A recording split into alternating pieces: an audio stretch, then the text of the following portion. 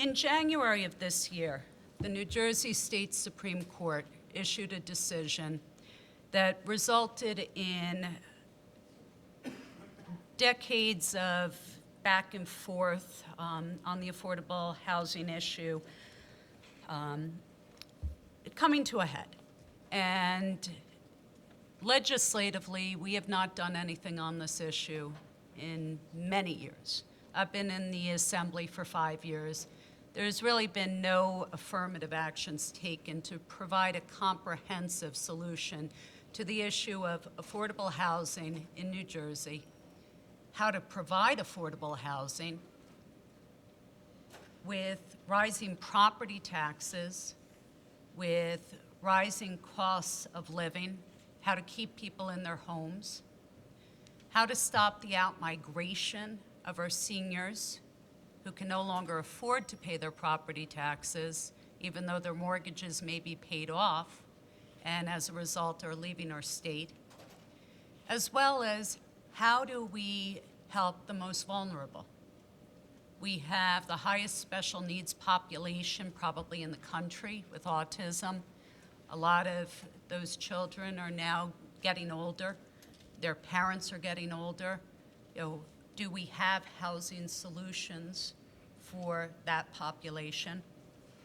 We have inner city areas in which poverty has existed and been cyclical, and we've attempted through our schools to rise people up through poverty, but have still not succeeded in doing it, notwithstanding a lot of money that has gone into a lot of school districts.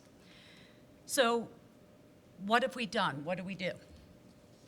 Lately, we passed legislation on whether or not balloons should be released in New Jersey. We're not focusing and we're not trying to have the difficult bipartisan discussions on better ways to do things. Our system is broken in a lot of ways. We have highest property taxes in the country. We're the most densely populated in the country. Bergen County alone has a population that is larger than at least 4 states in the United States. We have #1 for Superfund and environmental toxic sites. So overdevelopment and what could potentially happen in our communities if we don't start having the discussion of a better way to do this.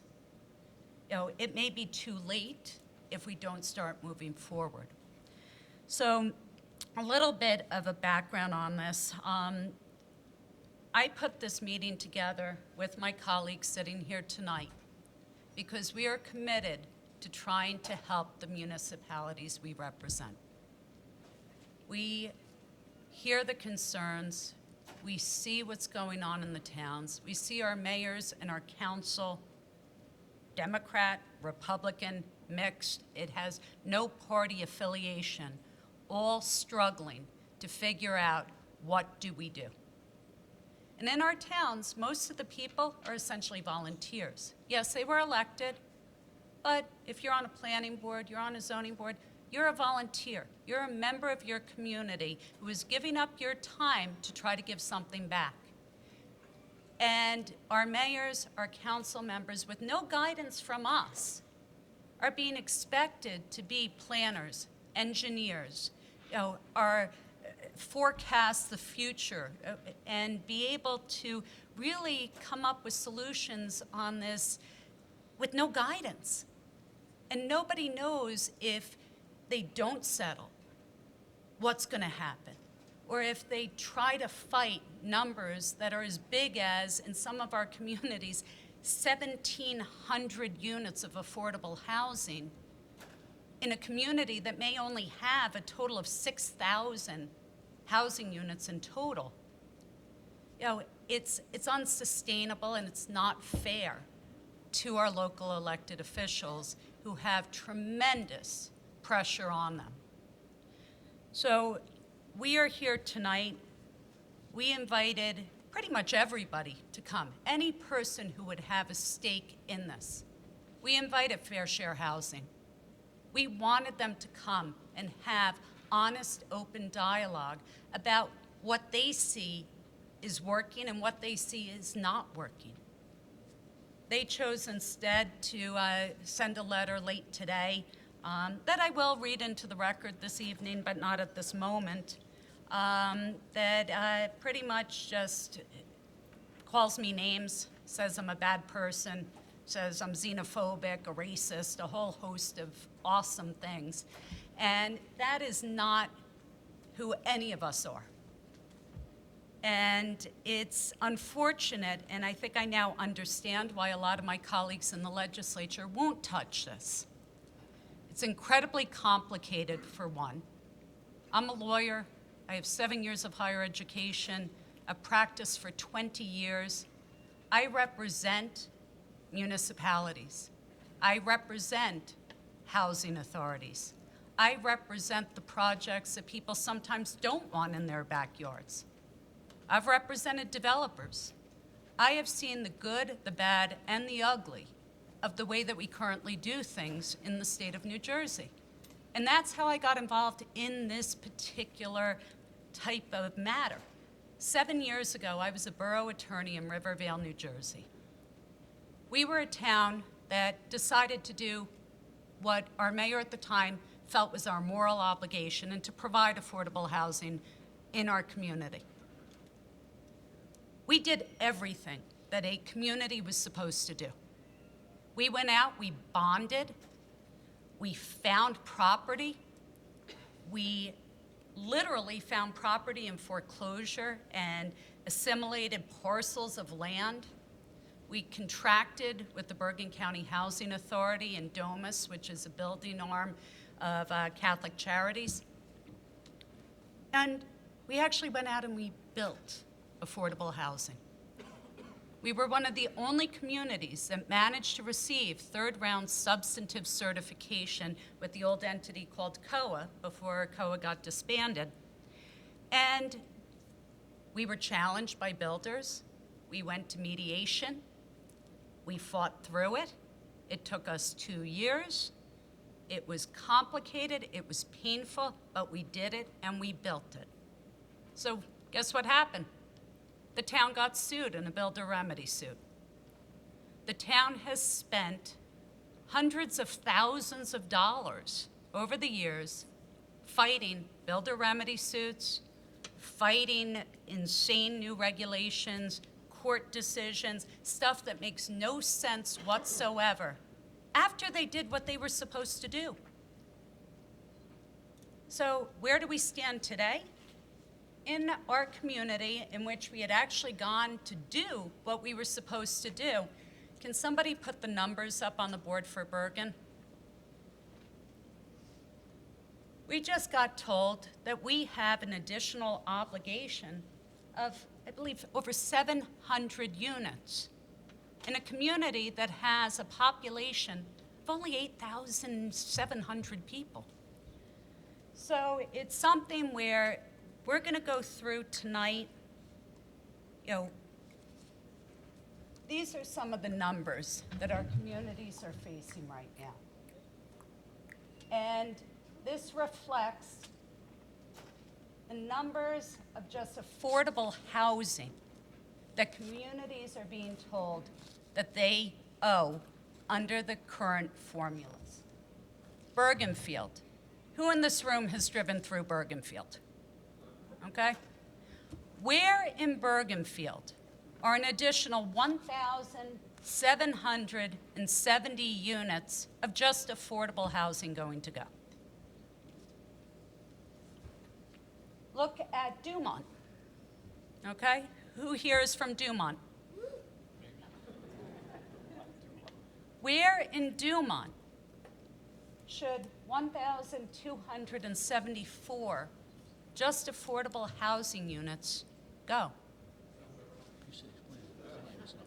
Yeah. Now, take that number. There's no way to build that number because there's no money available to build that number.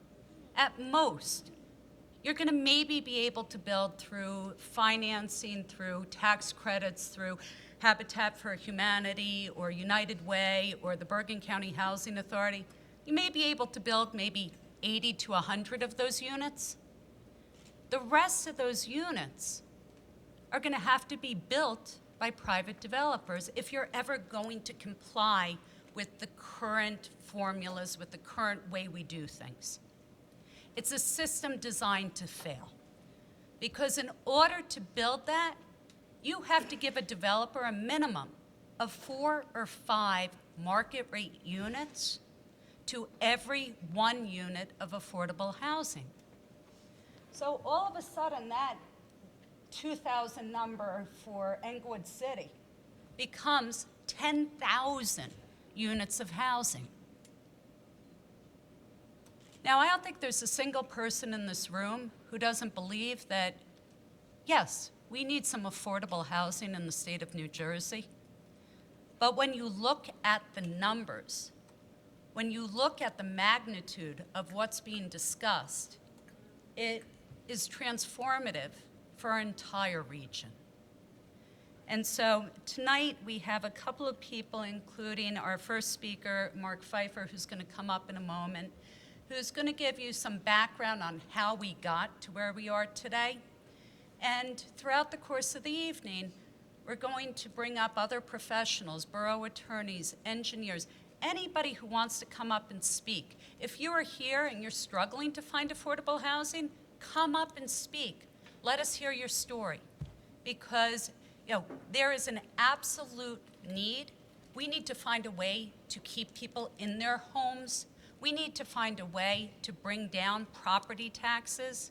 We need to find a way to help our most vulnerable, but not to the tune of 10,000 market rate units in an area that can't absorb them. So, Kevin, you want to? Sure, I'll jump in a second. Thank you, Holly. This is on, right? Yeah. So, fortunately for us, we're lucky enough down in the legislature to have some real competent people working behind the scenes, and they, I believe, Bob, you have this too. They put together a little snapshot knowing we were coming here tonight, and I think this would be good background for you to kind of get an understanding of what Holly just spoke about, but more in detail. So as Holly mentioned, back in January of 2017, we have a court's decision from the Supreme Court, which now impose essentially 280,000 more units. But to Holly's point, that equates to 1.4 million housing units at a time when small rate of growth in the state population doesn't justify their rampant development. Between 1990 and 2000, New Jersey's population grew by 9%. Yet between 2000 and 2010, the population only grew by 4.5%. So from 2000 to 2010, the New Jersey population grew by 544,000 people. Yet we're looking to build 1.4 million housing units. Going back to what Holly said earlier, I represented the town of Wyckoff as a mayor, and those numbers up there before. Wyckoff was looking at 1,130 units times the 4. Wyckoff's a town that's built out about 95% in residential units, 5% would be your commercial. We have 2 councilwomen in the back from Allendale. You have 462 units on the latest numbers. Allendale was where was my alma mater, my high school. It is impossible to put 4 times that number, right? So 1,600 units in your small community. It's impossible. But the real impact goes deeper. We have the lawsuits that the builders are opposing on the towns. That raises your taxes because we have to be in a defendable position. We have the increased amount of school obligations. So what I want to leave you with, Holly as the sponsor with the rest of the team up here as co-sponsors of Bill 4667 and 4666. One creates a study. The second creates a moratorium and prevents this from going forward. We don't have any Democratic co-sponsors on this. Actually, we do.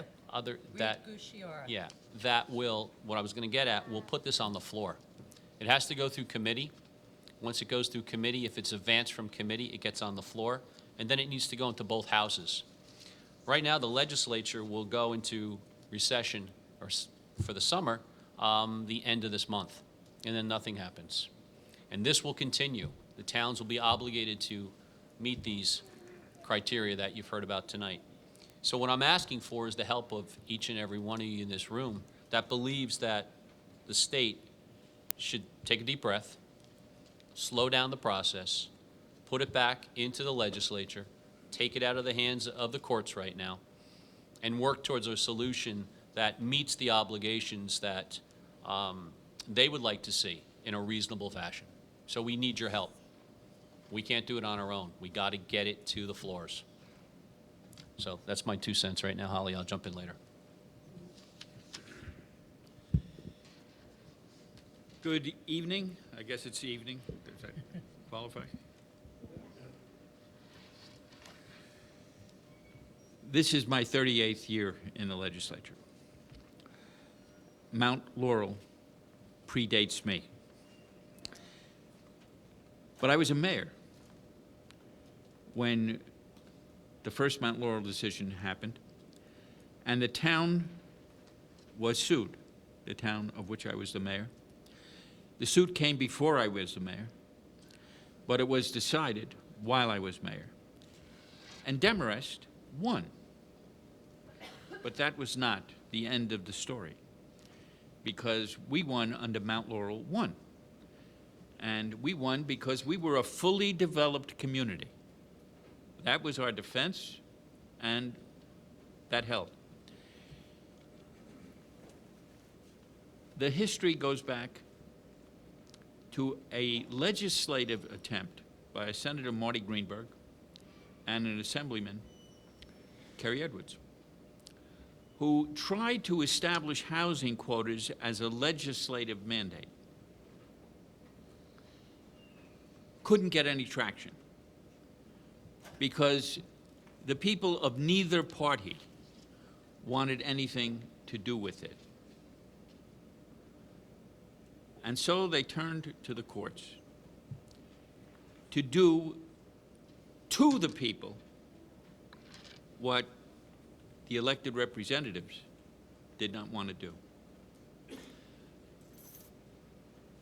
Making housing in New Jersey affordable is certainly a laudable goal. But judges,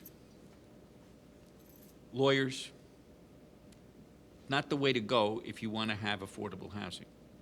You have to look at what makes housing cost more than we would like it to, and try to address those issues. And there have been a few attempts at doing that, and I was part of some of those. Senator Leanna Brown, who passed away last year, she and I and others in the legislature looked at specific cost factors and attempted to relieve these. And I had occasion today to be talking to a group that was interested in some of those, and it was Habitat for Humanity, whose affordable housing is part of their goal. They do it a different way. But we have some little things that we've been able to do, such as you don't increase the taxes during construction because you're having no impact on the municipality during construction. You wait until the CO. Now that's a bill that the legislature passed. We could do things like that, and we could create affordable housing. The Assemblyman is very correct. Getting any of these ameliorating bills on the agenda is going to be very difficult. And it was difficult when I was a brand new senator. We have been trying to get bills that would change. Well, in those days, we were trying to reverse the court decision by getting a constitutional amendment allowing the people to vote on whether they wanted this new public policy to stay in effect. And unfortunately, we could not get a critical mass of legislators to vote to put it on the ballot for the people to make a decision. I would say to you today that while I am a sponsor and co-sponsor of any number of bills that would have an ameliorating effect, I am troubled by our efforts to get any of this voted on, unless, as the Assemblyman alluded to, there is a public rising up. Almost, you'd have to come down to the State House with pitchforks and lanterns and so forth to get it to happen. But I am heartened by the thought that we are having a meeting like this. Holly has gone around in a lot of public settings and gotten some attention to the problem. This is what we need. And there are many municipalities now beginning to send resolutions to us, and not just resolutions from Bergen County municipalities. They're coming from various parts of the state. And if the people finally do begin to understand what all of this gobbledygook means, how, I'm stealing a phrase from Holly. I was raised in Brooklyn. I wasn't, he was. I was raised. And I worked my tail off to be able to raise my family in something that was different than Brooklyn.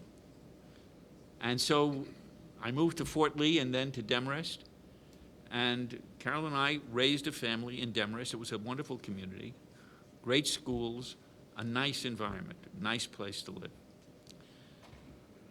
But if these numbers begin to happen and actually take place, New Jersey is all going to look like Brooklyn.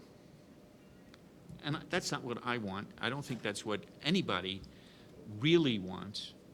And your being here tonight is a step along the road to keeping that from happening. Thank you. Senator, if I may, just, I don't think it'll ever look like Brooklyn. The reason being is nobody will be able to afford to live here. Right, if it was Brooklyn. You know, at this point, because we just can't afford to live here as it is today. And if we have an obligation, as I said, of 1.4 million houses, we won't be able to afford it. And one thing that we have at the back, there are a whole host of legislative ideas that we've been putting forth just to open up dialogue and discussion. Some of the bills increase the amount of units that we can put in for our senior citizens as well as special needs communities. Because right now there are caps where some of our communities are not receiving credit because they built affordable housing for seniors or they built housing for special needs or disabled. There are bills in which we have proposed that no municipality would be forced to increase their housing stock in a community during any given period of time by more than 5%, to allow for things like infrastructure and schools and everything to be taken into consideration, which currently not only is not taken into consideration, but can't be taken into consideration in analyzing some of the builder remedy suits and some of the settlements. So it's, I would ask you to take a look, see some of the legislative suggestions, and see whether or not you have other ideas that you'd maybe like to say tonight and have us hear. Assemblyman Auth, and then we're going to bring up Marc Pfeiffer. Good evening. Thank you very much for coming out. And I just want to emphasize that our intention here is to listen to members of the audience, listen to their ideas, listen to their complaints, listen to their words of caution or suggestions. That's what we're here to do tonight. But I do want to speak briefly before the program begins. Just to give you some idea, I was born and raised in Old Japan, and I live in a house that my parents bought when my mom was actually pregnant with me. And so I'm still there. And I've seen since 1956 the growth of Old Tappan and all the surrounding communities where we all live, and how much it has been built out. That's a problem if we're going to add a phenomenal amount of additional housing into the community for a host of reasons. First and foremost, I mean, I don't know how many people drove here tonight on any of the major highways, but the infrastructure that we currently have will not be able to accept the additional traffic that's going to be put into the system as a result of large housing projects. We have schools right now that are going to have to expand if we introduce large housing projects. Unfortunately, because of the poor school funding formula that we currently have, I'm a member of the Education Committee, that is going to be an unfunded mandate for homeowners in these communities because their property taxes are going to go up to afford the additional influx of students coming into the school system. Additionally, New Jersey has a strong belief in home rule. We don't need central planners from Cherry Hill, New Jersey, telling us in Bergen County how we're going to live our lives and how we are going to determine how many people we're going to fit into our neighborhoods to the point where we need a shoehorn to do it. I want to thank each and every one of you here for coming out. I want to thank my colleague, Holly Schepisi, and Senator Cardinale, and Assemblyman Rooney. Obviously, there's a large, diverse opinion about this issue that we're talking about. I read the letter that was mentioned by Assemblywoman Schepisi before. I was cringing at what they were saying in the letter. It's patently untrue. The numbers and figures that we're representing to you have been put together by staffs in Trenton that have access to the numbers that are being presented to you, and they are true. So I understand the letter is going to be read into the record. That's fine, but I was very disheartened to see that, and it seems very clear that the folks who wrote that letter are not really interested in having a robust discussion about the issue that we're going to undertake this evening. So I thank you very much for coming, and turn it back over to Assemblywoman Schepisi. Thank you. We're going to call up our first speaker this evening, Marc Pfeiffer. If anybody would like to speak, at the back of the room, there are these sheets. Sign it, flag down one of our staff. They will bring it up to me. If you have a time crunch, let them know. I'll move you closer to the front of the line. And thank you. So, hi, Marc. Thank you for coming here tonight. Thank you, Assemblywoman. Good evening, everybody. Good evening, folks. Just as a point of reference, I've been in New Jersey local and state government for over 40 years. I was a former municipal administrator and worked for the State Division of Local Government Services for about 26 years, working with the legislature and policy issues along the way. I'm now with the Bloustein Local Government Research Center at the Bloustein School of Planning and Public Policy at Rutgers. In that long career and my time as administrator, I did get to spend some time up here in Washington Township as their business administrator, although I have to confess it was 35 years ago.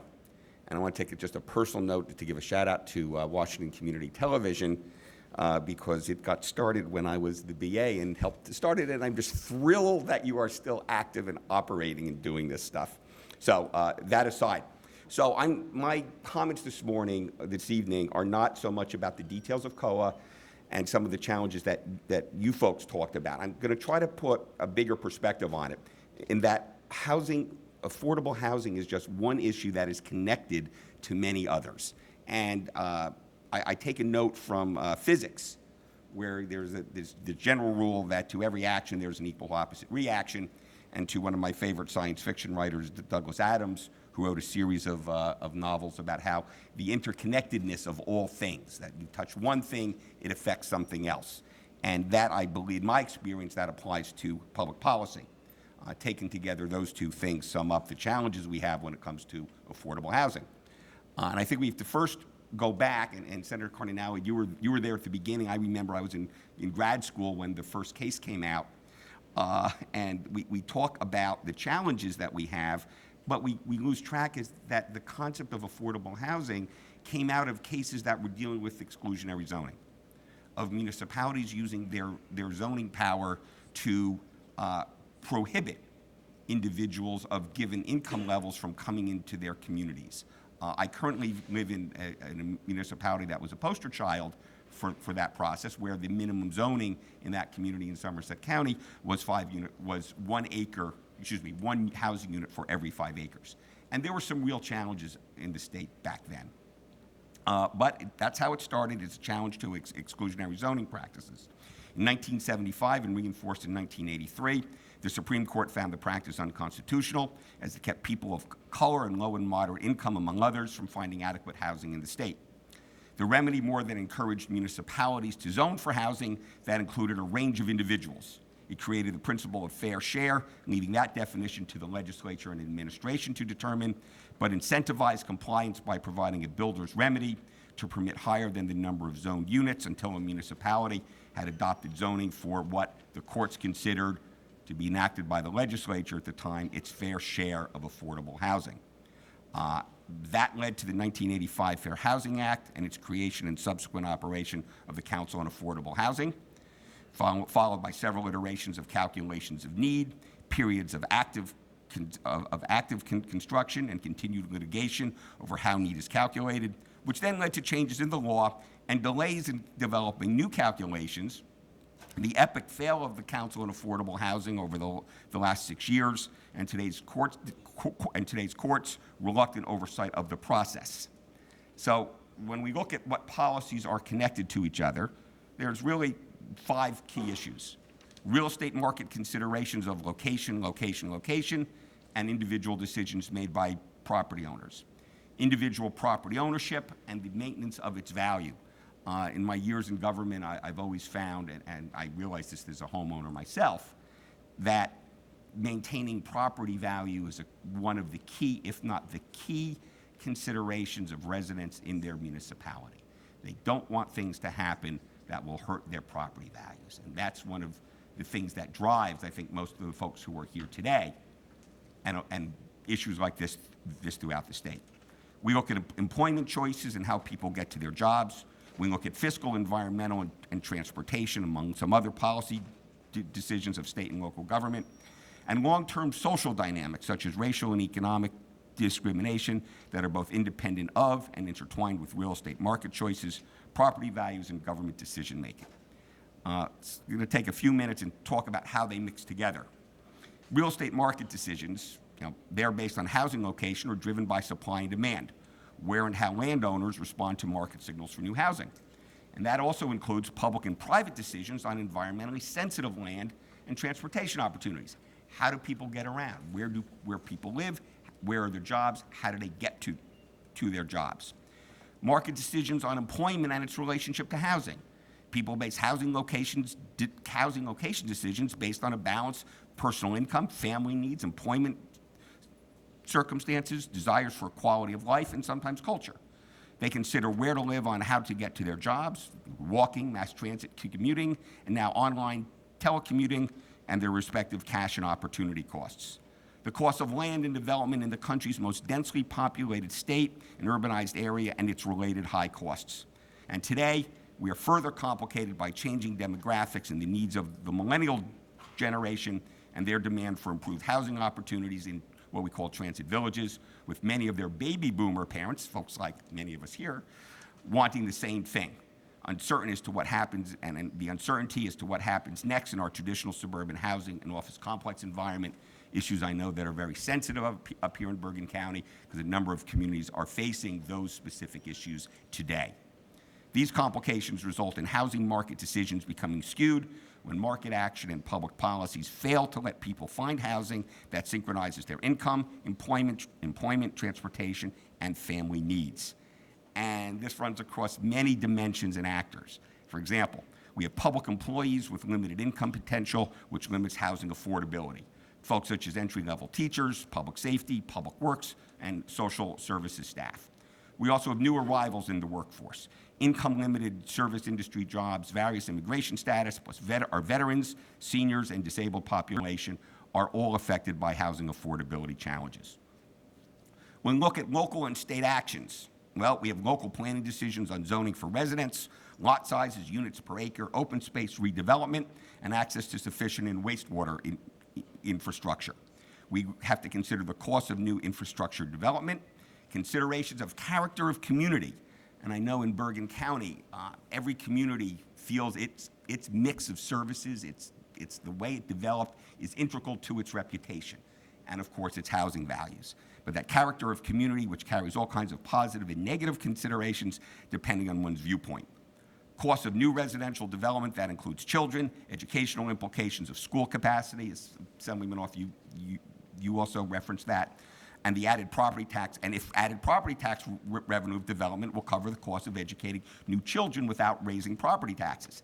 That leads to decisions affected by the uncertainty of state aid for schools and their funding formulas. Assemblywoman, you talked about those. We have to deal with that, which leads to decisions, unfortunately, that try to minimize new residential development that includes children. And if that type of attitude existed throughout the state, that doesn't bode well for our future when we create zoning opportunities that don't include the ability for families to move around the state. We can wind up with a population of senior citizens and no one to be able to support them. So that's a challenge in itself. Speaking of property ownership, as we said, property ownership is often the biggest single investment families have. One of the biggest fears of owners, and there was an article in the Star-Ledger about this over the weekend, who sometimes after moving to a new place think the doors should be shut and no one else allowed in, is that their property values will decrease if there is new development that would raise taxes, or the potential for social, neighborhood, and market instability if the new development includes low-income residents, which may be driven by often unfounded but important to individuals, consideration of racial discrimination, immigration, or crime concerns.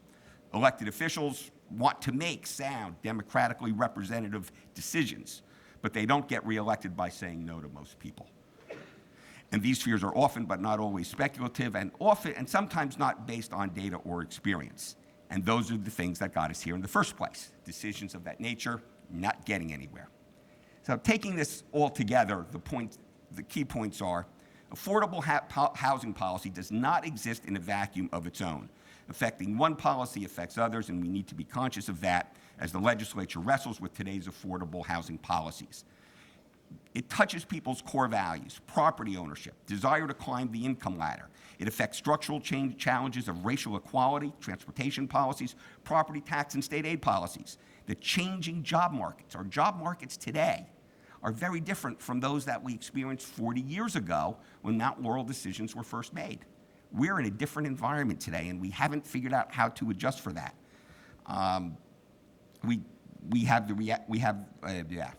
Let's see, lost my place. Changing job markets driven in part by technology, and most recently, implications of immigration policies. Affordable housing, however, has always been about compromise. For example, the court recognized early on in the Fair Housing Act that we need to balance the goal to desegregate cities and integrate suburbs with realities of the need to reduce substandard housing found in cities where most low and moderate income jobs are. That became what we call our regional contribution agreements. Agreements between suburban communities and cities to fund and shift required housing units from suburban to urban areas with the transportation infrastructure to support their workers. But over time, many people found that to conflict with the affordable housing goal of eliminating exclusionary zoning and ended the policy a decade ago. Yet that policy built housing and the court supported it.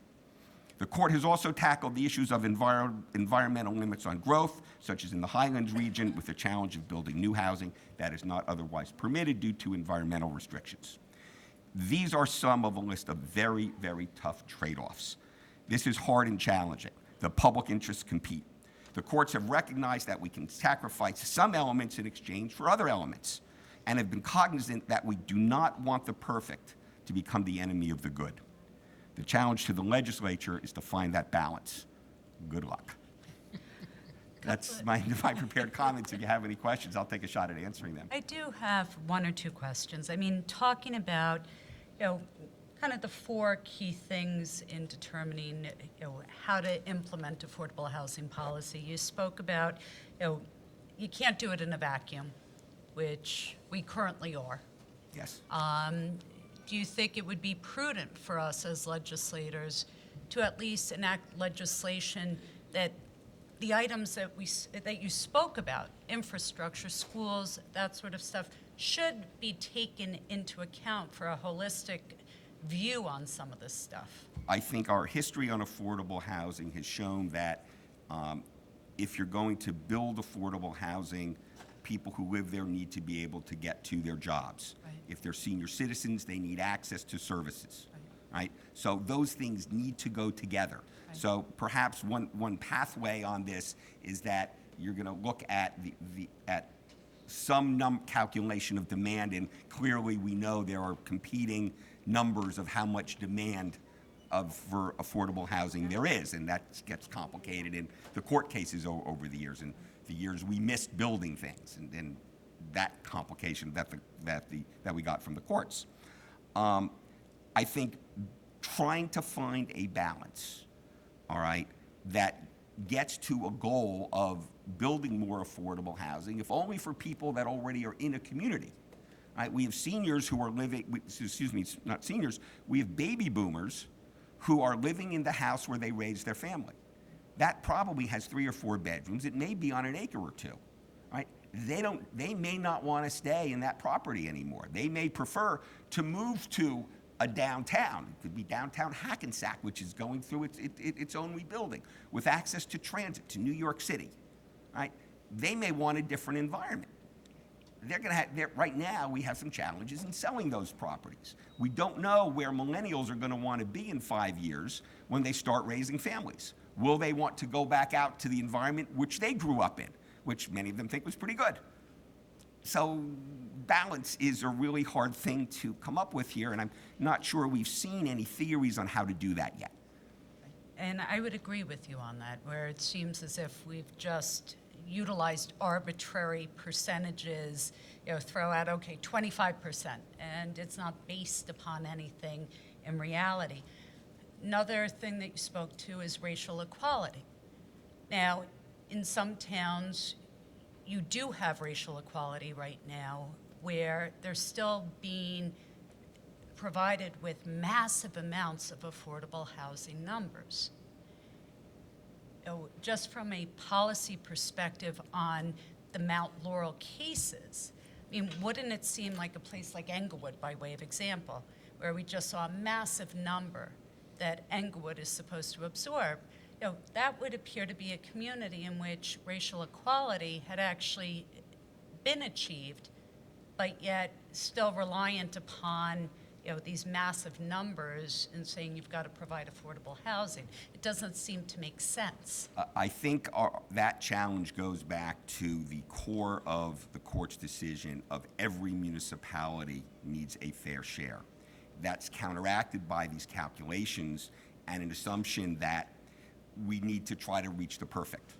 Right. All right, that we need affordable, sanitary, decent-sized housing for everybody in the state, which is a goal to get to. But the perfect becomes the enemy of the good here, right? Perfection in any public policy, and Senator Cardinale, through his years of service, has figured out that doesn't work real well. There's always going to be compromises along the way. We can't get perfect public policy. We're human. It's not going to happen. We try to find that spot in the middle. So I think we need to have policies that provide access. We need to figure out where stuff can go, where it has to hit several targets. Maybe, yes, you have a need, but do you have transportation? All right, are there jobs can be easily gotten to? We need planners to help us figure that stuff out. It seems as if that shift in that balance has gone like this over the past, because we have areas that have done tremendous resurgence. Hoboken, Jersey City, Asbury Park right now. And in those areas, because they're urban aid communities, they have no affordable housing obligation. And so when you speak to the millennial population, when you even speak to the people who are currently within those cities and may be looking to, get into something that's nicer for their families or children, now you have situations that where the jobs are, where the public transportation is, where the infrastructure is, has no affordable housing. Everything that's being built is high-end, $3,000, $4,000 a month apartment rentals that are being done pursuant to pilot agreements, so they're not paying property taxes, and it shifts everything upside down again. Well, that's a whole separate rabbit hole. Okay. The issue It's related. yes, It is as I said, so many things are related. Redevelopment is part of this, and redevelopment leads us to payment in lieu of tax programs, which it's not so much that they're not paying property taxes, the amount that they're paying is pegged to a percentage of the property taxes otherwise due, but most of the money goes to the municipality, not making it supporting the into school. the They're school. relieved It doesn't go to the school. taxes. Right. But they're not just relieved of the school taxes. Someone else is bearing the burden of those school taxes, whether it's other residents of the community or it's the other residents of the state who are subsidizing that community through an educational aid formula. I will that- take issue with part of that, Senator, in that the pilot payment is pegged to what the total tax bill would be, which is municipal plus school plus county. Pilot agreements are based on a percentage of that total, and all except 5% of it goes to the municipality. So a hunk of what, and it's not full, I agree, a hunk of that payment, which would have otherwise been school taxes, is being used by the municipality to support municipal services. That's one of the challenges that the legislature has in dealing with pilot. Net effect is they're excused from most of the school taxes. And they're millionaires. I'm not And going to they're argue with being any of that. excused. And my residents, some of whom are senior citizens on fixed incomes, they're paying huge property taxes, are being taxed their pensions are being taxed to support those millionaires in Hoboken. Something is definitely wrong with that picture, but I wanted to challenge you on another point that you made. Sure. Exclusionary zoning. Now, those are very powerful sounding words. Exclusionary. Wow. Very anti-democratic. It goes against our core values. Exclusionary. Do you know what the situation was in Mount Laurel? I'm familiar with what the case was. The case, it was a rural community, a farming community. 2/3 of the land was zoned for farms. They wanted to remain a farming community. They didn't do that to exclude people. They did it for the positive effect of maintaining their farming occupation. And by the way, these were not some stuffed shirt Republicans. They were Democrats. So I think it's in our generally accepted, misstatement of political attitudes, you would not want to accuse them of having been exclusionary of poor people. It's just that the remainder of the land was used. And if they wanted to give up farms, or they were forced ultimately to give up some of the farms to satisfy a decision that was made by an ill-equipped court that had a totally different agenda. And I would support the theory by saying, when that didn't work to get requirements on communities, then you had Mount Laurel too. Because it didn't work for Washington Township, it didn't work for Demarest. We won those suits. And so they had to find some other way to force us into their little peg hole. And that's where we have gotten. But we have not solved the problem of affordability. We still have the problem of affordability, and I would submit to you that you listed a whole bunch of problems that need to be dealt with. We aren't smart enough to deal with those problems. There is no planner I have ever met who is smart enough to deal with all of those problems in an effective way. So what do we have to do? What is smart enough? And I will submit to you that we were in a better position before Mount Laurel, not in a perfect position, but we were in a better position because the market made those decisions. Not central planners. And judges are the worst central planners you can ever find. So we need to rethink this whole approach to a desirable goal. That's what I said. It's a desirable goal to have affordable housing. But we can't get to it this way. So how do we get to it? I am a. That's what I'd like to ask you. I'm How gonna- do we get to I'm it? going to trait that as a little bit rhetorical because I'm not that smart to figure out exactly what we need to do. But I'll note this: in my experience in public policy and dealing with legislative issues over the years, I've become enamored with the theory of outliers. Is that the outliers tend to drive public policy, and that's very often a mistake. That we take extreme circumstances and develop policies to deal with those extreme circumstances where, you know, when Welcome to 2017. when data scientists, so it was 1975 too.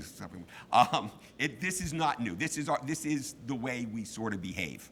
All right, we see outliers, and with great deference to legislators, when there is a problem in society, what is a legislator's job? Come up with a bill to fix it. All right, that's how, and that's maybe not always the best solution. Sometimes I think, as the senator said, maybe we need to rely a little bit more on market solutions. What we saw in Mount Laurel was the beginning of market behavior that was different from what the behavior was prior to 1975. Market pressures were starting to change, that there were more people moving in, we needed more housing for people. Mount Laurel became an outlier case, which, as my town in Bedminster was, as Washington Township was, that all together, all right, we wound up setting policies based on outlier behavior, all right? That's not a real good idea. When statisticians look at a big set of data, they usually will knock off the outliers at the top and the bottom of the list so they don't skew the results for everybody else. So we need to figure out that middle ground or move toward the middle and away from outliers in determining how we set policies. And I think what we've had, at least as far as Mount Laurel, as affordable housing issues are concerned, is that issue that's got really blurred as to what that core issue we're trying to fix is. And I think your point on the affordability of housing is key. I think, Assemblywoman, you noted that the cost of building affordable housing is very expensive. It's not much less than building market rate. The cost is slightly discounted, but not much. How we fund that is a hugely difficult challenge. And that takes an enormous amount of creativity. Assemblyman? Yes, thank you. Chair. To the chair. You know, I read an article in the Star Ledger, and it had a picture of Mayor Phillip's house in Jersey City. And he has a home appraised at $750,000, and he's only paying $7,000 in property tax. And I have a house in Old Tappan, it's probably worth about $500,000, and I'm paying $13,000 in property taxes. So this is directly a result of the school funding formula that is not equitable.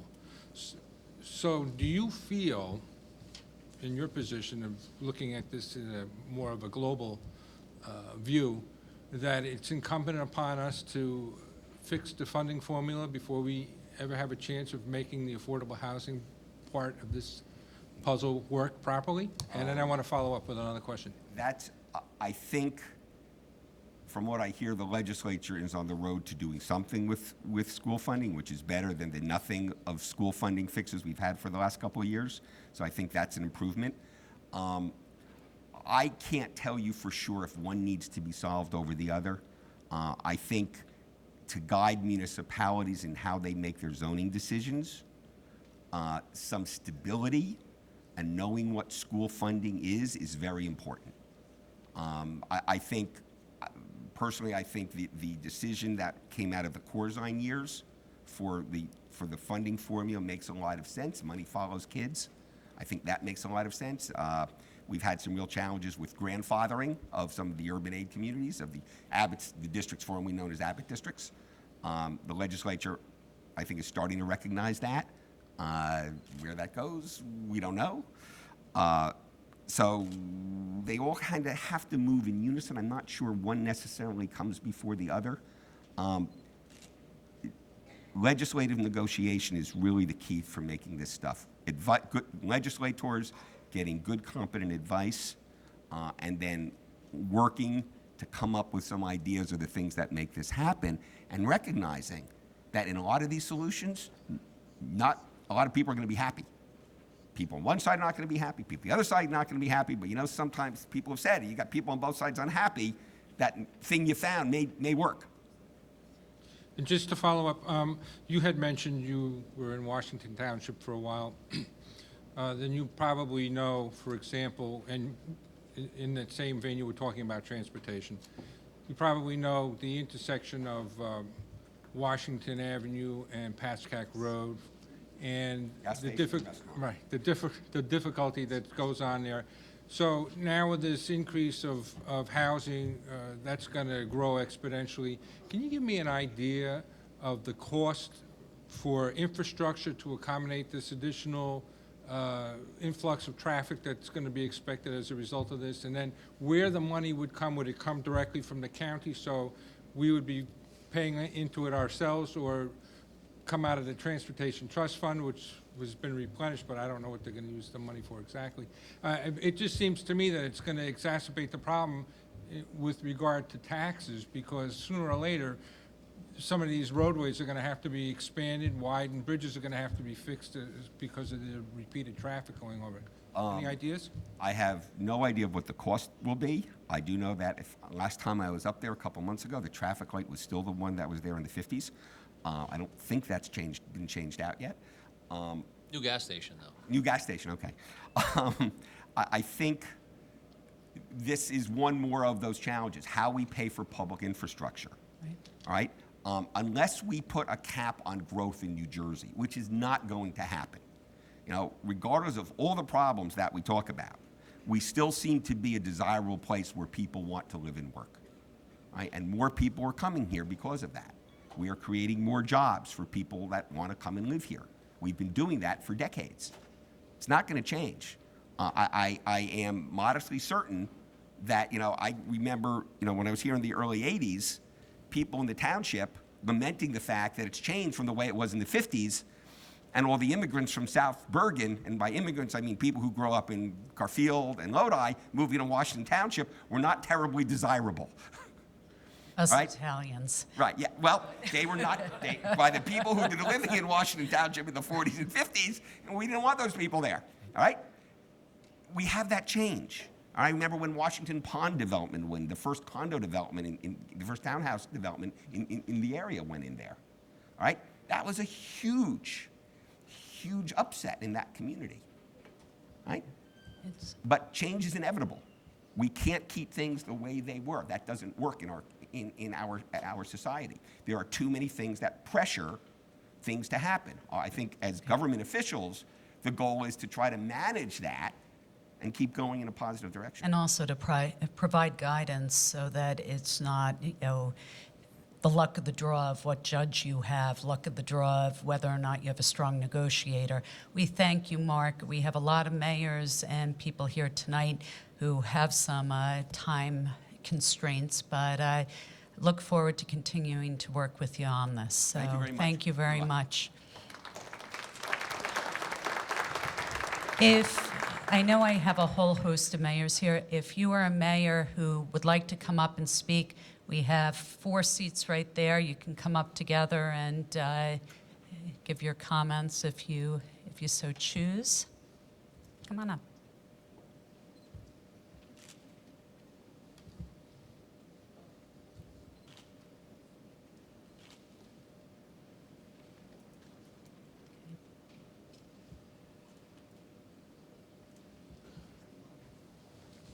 Hello. Okay, so our first four mayors: Jim Kelly from Dumont, Joanne Minichetti from Upper Saddle River. We have, Ray, I'm sorry, I know, Ray Sawinski from Demorest. It's been a long week, I'm sorry. And we also have our Montvale Mayor, Mike Gasali. And I know personally from my experiences with each of you that you've been having to make some extraordinarily difficult decisions in your communities that have oftentimes not been popular in any sort of fashion. So we welcome your testimony tonight, as well as any suggestions that you have to us to try to make your lives a little bit easier and the decisions that you have to make day in and day out a little less rough. Which of you would like to start? And Joanne, you have to go first? Okay. I have a prepared statement. The borough of Upper Saddle River is located in northwest Bergen County. As of the 2010 census, the population of the borough was 8,208 people, with a total of 2,800 housing units.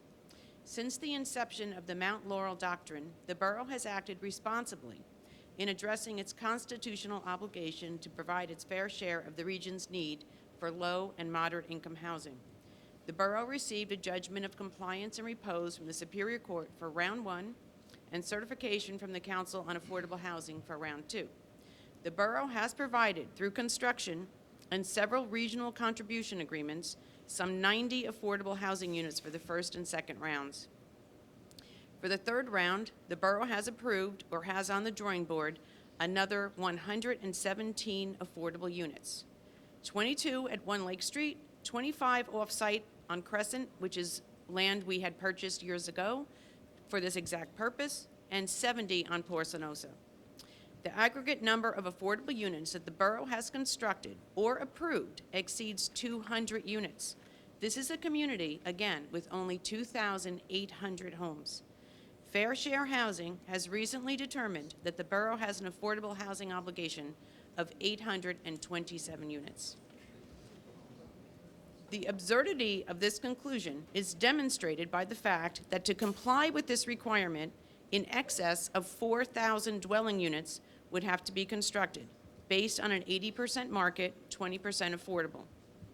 So under Fair Share's approach, a town which currently has only 2,800 residential dwellings would have to build over 4,000 new units to comply with their ridiculous, and yes, I'm sorry, stupid analysis.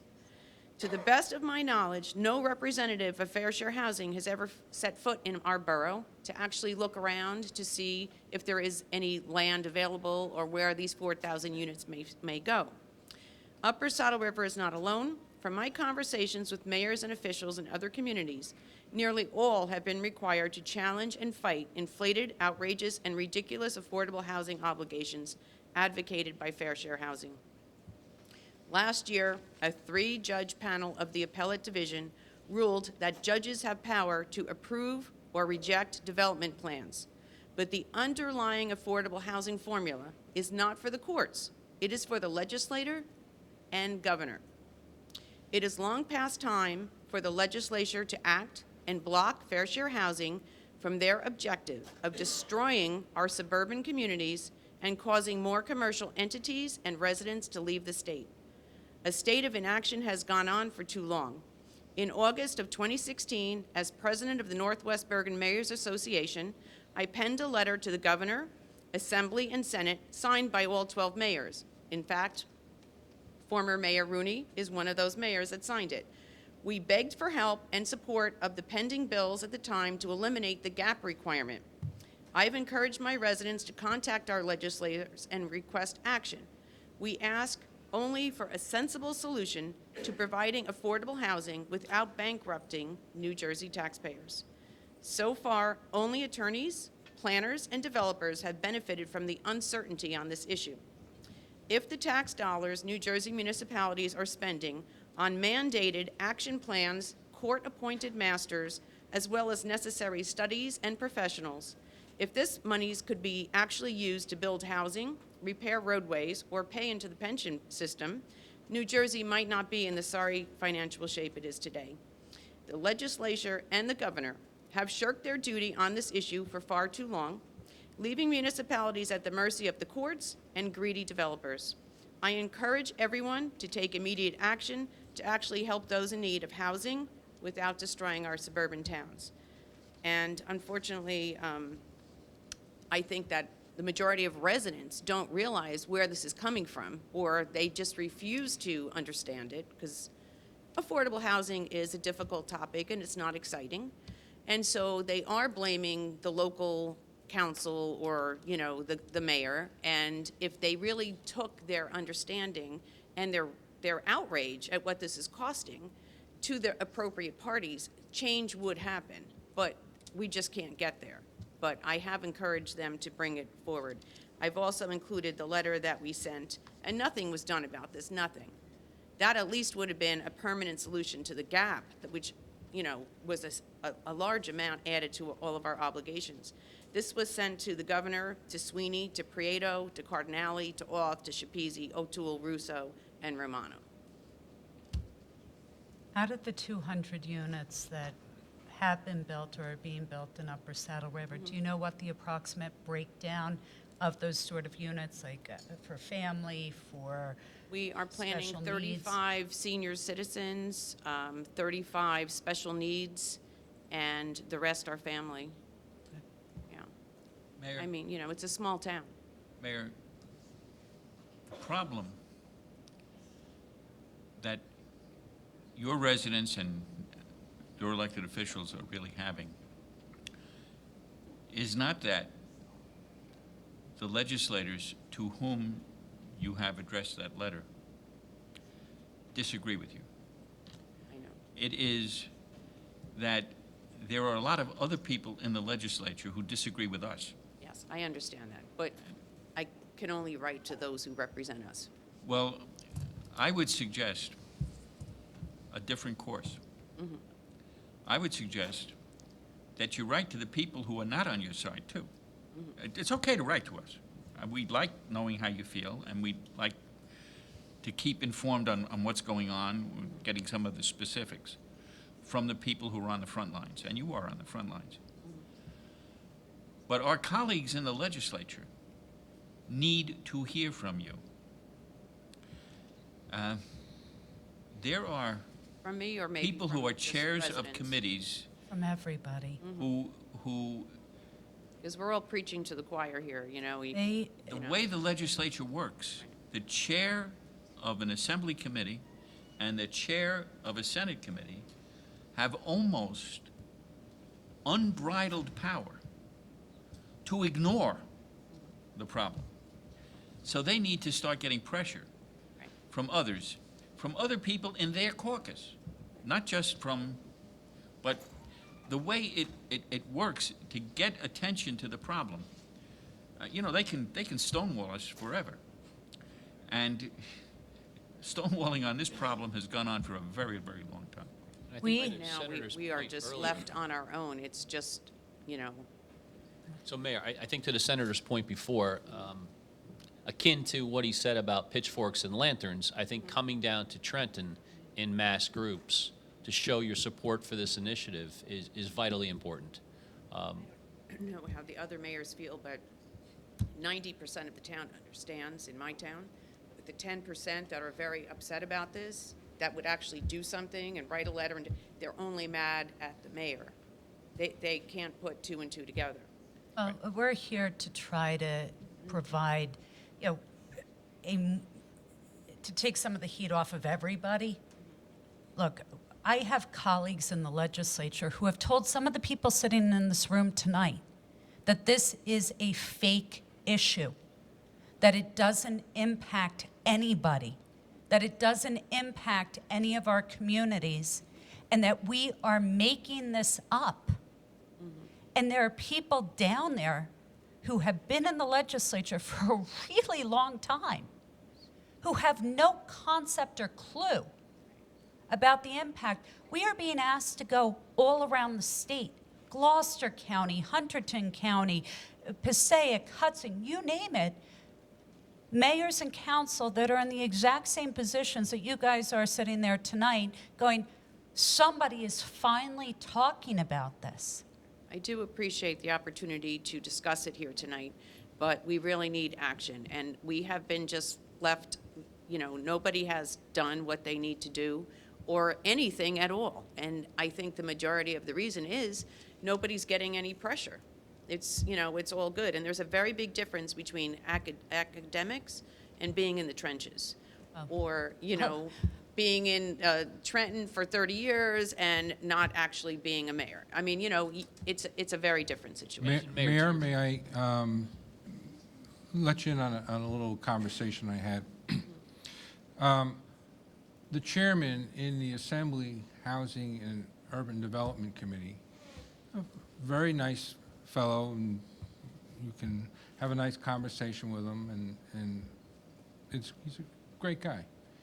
He is philosophically in agreement with this plan. That is the problem. And so people from Park Ridge, when Assemblywoman Schepisi was up there, they got upset and they started calling into his office. So I called down there and I said, may I please speak with Assemblyman Green, and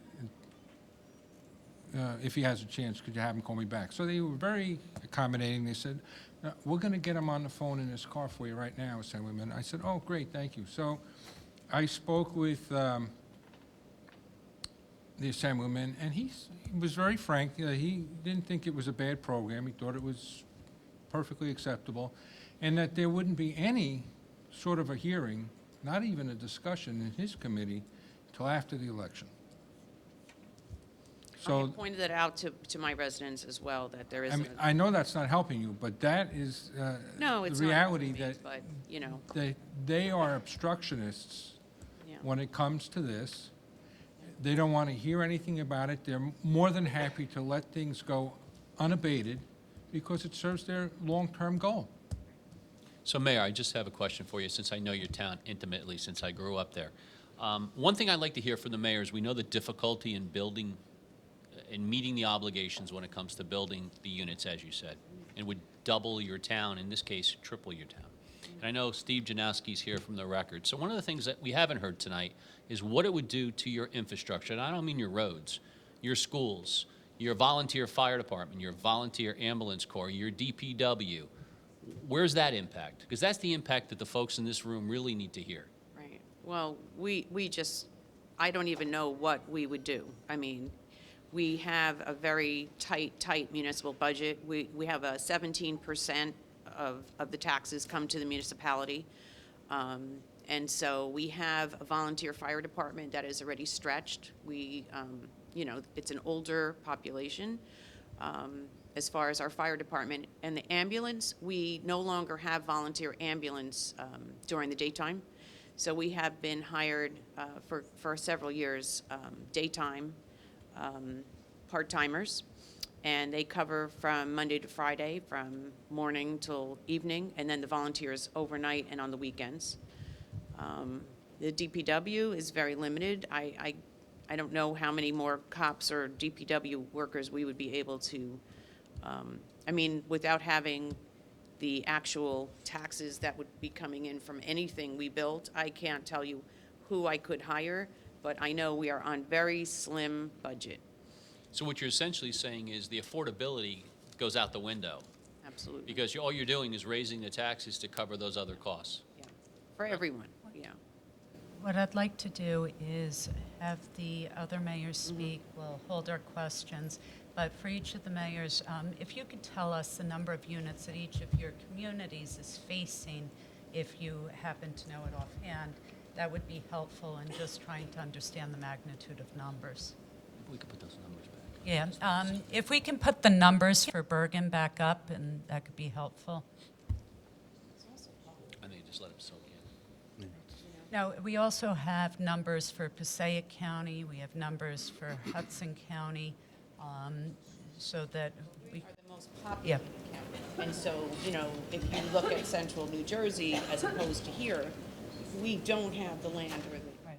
Yeah, interesting thing though, we represent other districts, I mean, other towns within our districts, Passaic County is the most expensive county in the country as far as being taxed. That's absurd, you know? And this will only exacerbate that situation. Mayor Kelly? Okay, yes, thank you. Holly, thank you very much for putting this together, Senator Cardinale, Assemblyman Auth, and Assemblyman Rooney. I know you're familiar with the situation in Dumont. We were fast-tracked in the court because we had a builder's remedy lawsuit against us. We've settled with the developer, and we're close to settling with Fair Share Housing. We did pass the resolution fully supporting the bills, but unfortunately for us, they need to take effect yesterday. If we don't settle with Fair Share Housing soon, we'll get a trial date, and the guarantees that we have negotiated may no longer be available to us. One of those guarantees would be immunity from further builder remedy lawsuits until 2025. In addition to that, we would be spending an enormous amount of legal fees, planner fees to litigate.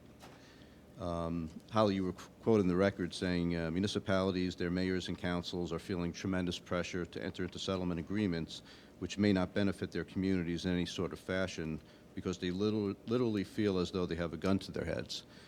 Well, the gun is at our heads, and actually there's a finger on the trigger. If the bills are not successful or if they take too long to pass, we could see ourselves with other builder remedy lawsuits. The settlement is, again, we're close to settling with Fair Share Housing. Our unmet need number would be 110 units.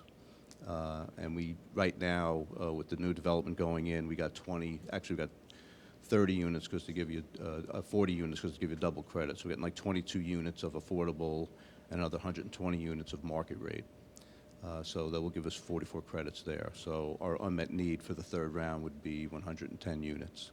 What we, to try to remedy that, we're considering rezoning our B2 district to partially B2 district to do overlay zoning and increase the height of the building so that there could be 2 levels of apartments above retail as opposed to 1.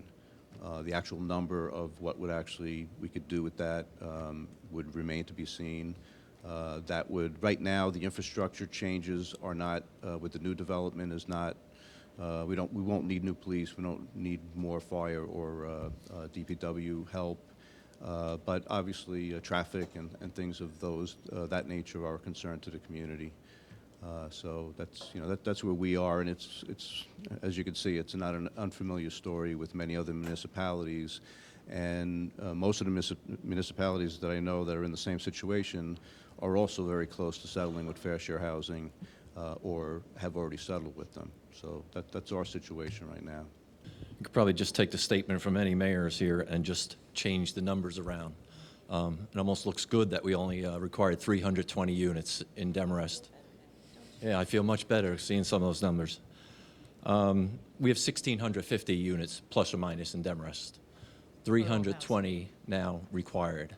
And I probably have to couch my words because we're in front of a special master now.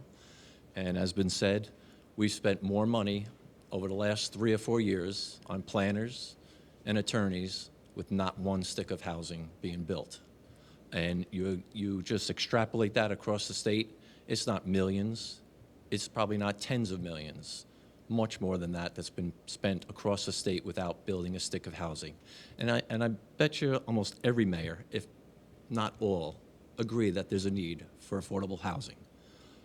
Whether it's for special needs, and Demarest did open a small special needs group home. Maybe it was the proactivity going around to the residents and explaining what was going to be done. I think there was one question of concern, and since that's been open for several years, not one concern has come from the surrounding residents. It fits and blends in with the residential community, and we are residential. We don't look to be like every other town. This legislation, the judges, well, not the legislation, the judges have ruled basically, one shoe fits all. Everybody has to march to the same drummer. Not every town wants to march to that same drummer. Demarest doesn't want to be a shopping mecca. I was on a panel once with some other mayors from other towns that have a large retail base. I was wondering why I was invited because it was talking about downtown redevelopment. We have all of 12 storefronts. But you know what? We could go a mile to the south and a mile to the north, and you could get whatever you want. Or you could go to the retail capital of the world, the Paramus, and get whatever you want. We don't have to be like every town, or every town doesn't have to be like every other town. Every other town doesn't have to have the same services as the town next to them. That's what makes our communities unique, that we are different in what we offer, what our housing is, and what our demographics are. You know, we had issues of McMansions when it was all knockdowns, and we still do. And I have no problem with people saying, hey, they can afford it, they can build this on the piece of land that they have, wonderful, they meet the zoning requirements. But you know, even now, new residents that have knocked down those homes, moved in to a, shall we call it McMansion, now they're starting to complain because now they said the houses are too close to each other. We're right next to each other. Now, yes, you know, zoning, we can change the zoning in reaction to that if there's the political will, if there's a desire there. But these judgments by the judges for affordable housing, we can't react to it. It's being forced down our throat what we have to provide. And there is a need. You know, we had the regional contribution agreements back then, they've been eliminated. They certainly should come back with adjustments because they weren't perfect either. Again, you know, 320 units, unless there's developers out there that are very philanthropic and magnanimous, they're not going to build 320 affordable housing units in Demarest without building market-based units. And if you put the factors in, again, we're probably going to change our housing stock by 75 to 80% what exists. And we're completely built out, except for a private golf course and limited open space and parkland that we have preserved. So where are these units going? It's going to result in, it could result in spot zoning. That's someone that has, maybe somebody comes and buys 2 homes, knocks them both down and says, well, you don't have immunity anymore, so we want to put 10-family home, two 5-family homes next to each other, or maybe a 10-family home, and all of a sudden you're going to have 10-family home, 5-family home next to single-family residential throughout the area. And that's going to change the character of the town. You talked about infrastructure. Not only just the roads, the infrastructure in the town that you're in, but how about the sewer systems, the wastewater treatment plant that, you know, it's out of sight, out of mind, but it's going to increase those flows, and there's going to be an increase in capital costs and operating costs going to be shared by all. The schools obviously are going to expand, and it's just a snowball going downhill because I've met too many seniors, especially, unfortunately, widows, that they cannot afford it to stay in Demarest because, number one, the taxes, and of course, the maintenance. And I've known some that have moved out of town, and I've seen them afterwards, and they say they wish they could have stayed in town, where they raised their families and had their friends, but they were forced to go out. I've met people that I've never met before. I met a couple on the steps of the Borough Hall about 2 years back, been in town 35 years, seniors, and they're moving out, and I asked why. I said, taxes. And it's just snowballing out of effect, and this is going to have an effect both on taxes, quality of life, and the costs that you don't see, like you mentioned about infrastructure. Mayor Gasali. Thank you, Assemblywoman. My name is Mike Gasali. I'm the proud mayor of the Borough of Montvale, home to Benjamin Moore, Sharp Electronics, soon to be Wegmans' biggest store, and 350 other businesses that call Montvale home. 9,000 people sleep in Montvale, and 40,000 people call Montvale home during the day in 4 square miles. Our numbers are 684 was the last one I saw. Seems to be changing every single day. But 684 is what we're going off. We're talking with Fair Share, so I have to be limited on what we are talking in public session. I'm here to offer a solution. We all can talk about the roads, the sewer. It's a problem. We have to double the size of our town if we are to meet the obligation. Literally, we have to double the size of our town. It's impossible. Fair Share wants us to build on the median of the Parkway. And I told them, go ahead and do what you want to do there. So we can't double the size of our town. But here's the thing. I was a sociology major. I studied poverty. I work for a nonprofit with needy families every single day, feed the children. As a matter of fact, this morning I was with the Lieutenant Governor feeding 400 veterans and needy families. I get it. I was one of the needy families. I get it. We are not dodging our obligation. I get it. We are building affordable housing. We are going to be building affordable housing. But you can't force a town to double the size. What you are doing, what they're doing, the courts and the judges, who, by the way, are not my best friends because they're not planners and they're not engineers and they don't know what they're talking about when they say double the size of your town. We're going to be shifting population from areas like Camden and Trenton and areas where the graduation rate is 60% and 70% from high school to areas like our areas here where we spend a ton of money and ton of effort and resources to have the best of the schools. So now we're going to empty those areas and move them here. What's going to happen in those areas? We talk about the broken windows syndrome. Well, it's going to be the broken everything syndrome in those areas. My colleague here mentioned the regional contribution agreement. We're willing to send money to build those areas. Let's not keep them empty. Let's not keep them vacant. Let's build those areas. Let's have the people live in their communities. Many studies shows from science that those communities, those people in those communities want to stay where their families, where their churches, where their friends are, and they want to stay there. We're going to move them to a Montvale area where it's expensive to live, expensive to operate. We have to use the parkway everywhere we go. They have to have a car. We don't have a transportation system to move people around without a car. We're forcing people to do things they don't want to do.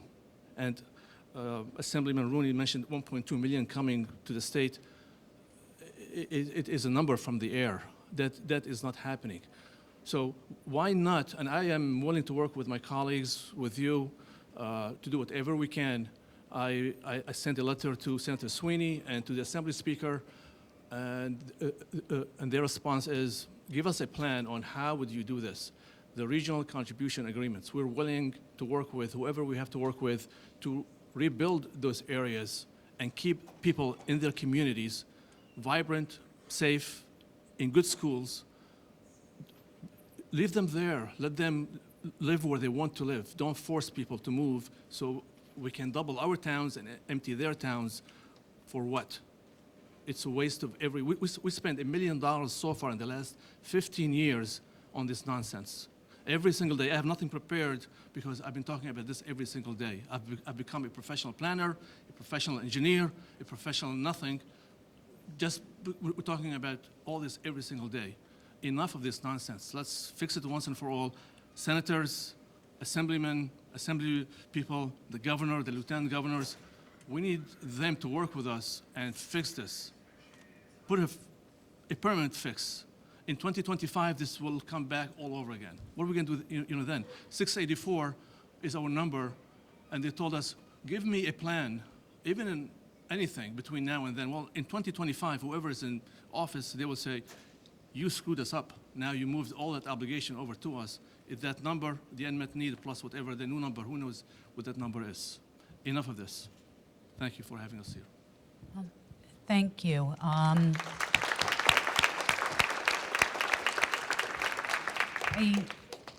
If everybody will give me a moment, I think it's the appropriate time to share the Fair Share Housing Center response to the invitation to come this evening and listen to concerns and try to have dialogue and discussion about a better way to do this. And I'm not saying just doing RCAs is the right thing to do. There are affordable units that do need to be built in our communities, but I think people fall into about 5 different categories of who needs affordable housing, and I think we have to do some sort of blend to really ensure, millennials want to live in Jersey City and Hoboken and those areas. So, to do an RCA for those purposes or to put some of the obligation back there for those purposes makes sense. Our seniors want to stay in our communities. People going through divorces, families with illnesses, people who their homes are being foreclosed upon because their property taxes are now the same as their mortgage payments. We need to try to figure out a better way in general for that. But I'd like everybody to listen to this letter because I am doing this. I am spending the amount of time that I have been. My colleagues have been doing this for no other reason but to find a better way. So we invited everybody this evening. The response I got today at about 3:30 as I was on my way here.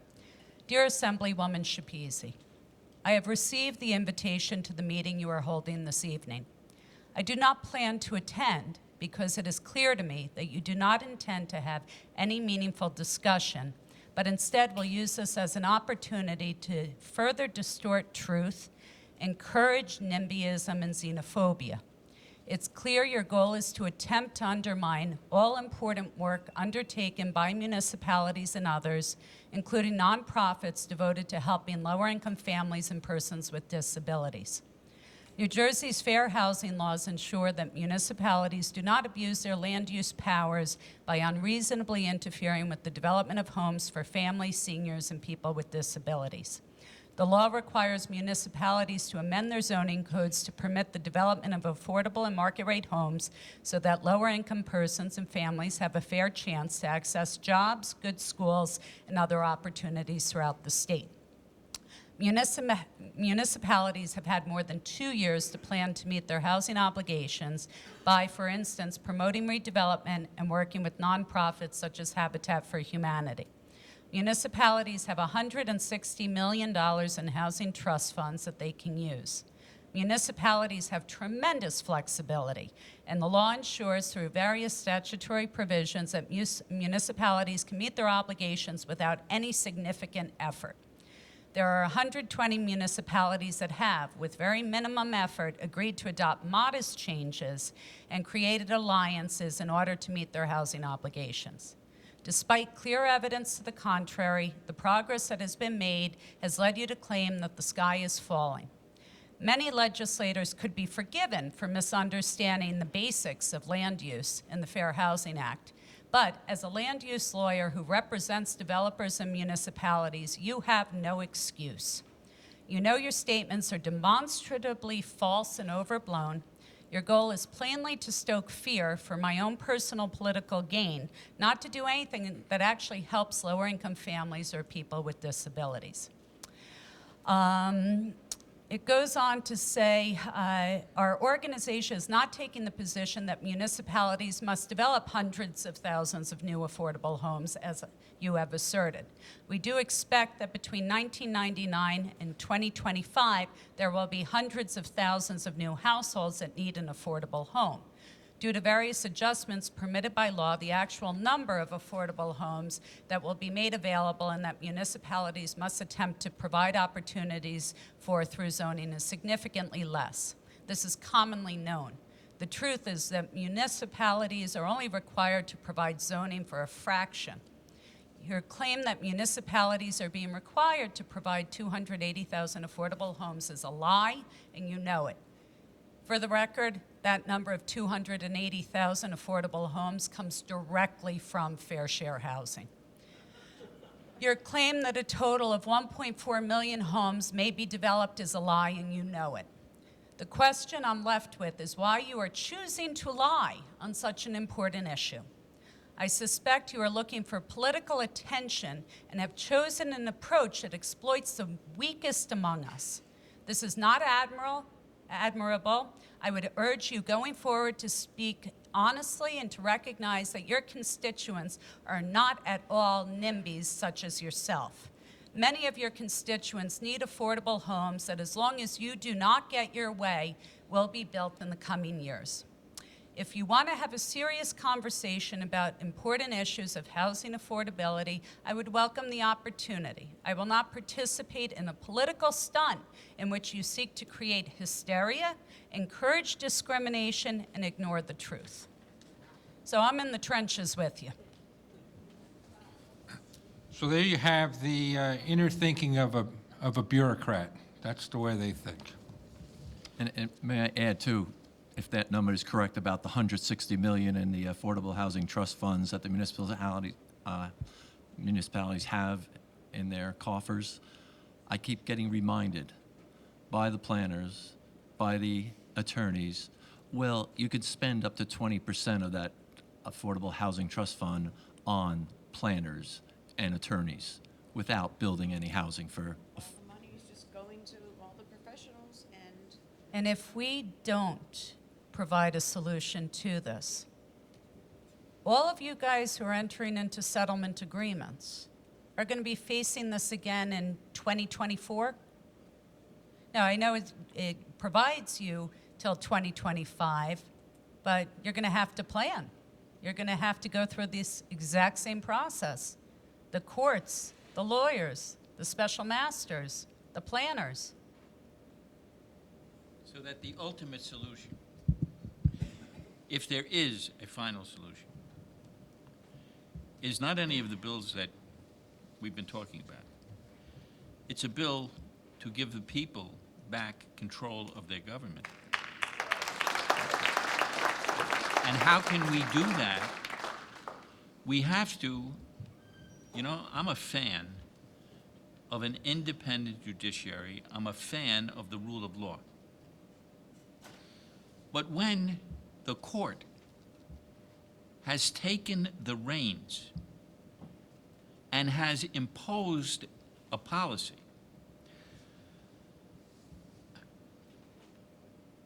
Governor Tom Kean, when Mount Laurel 2 was announced, his immediate and public reaction was, that's a communist idea. Now, I had a very brief experience being on a visit to a communist country.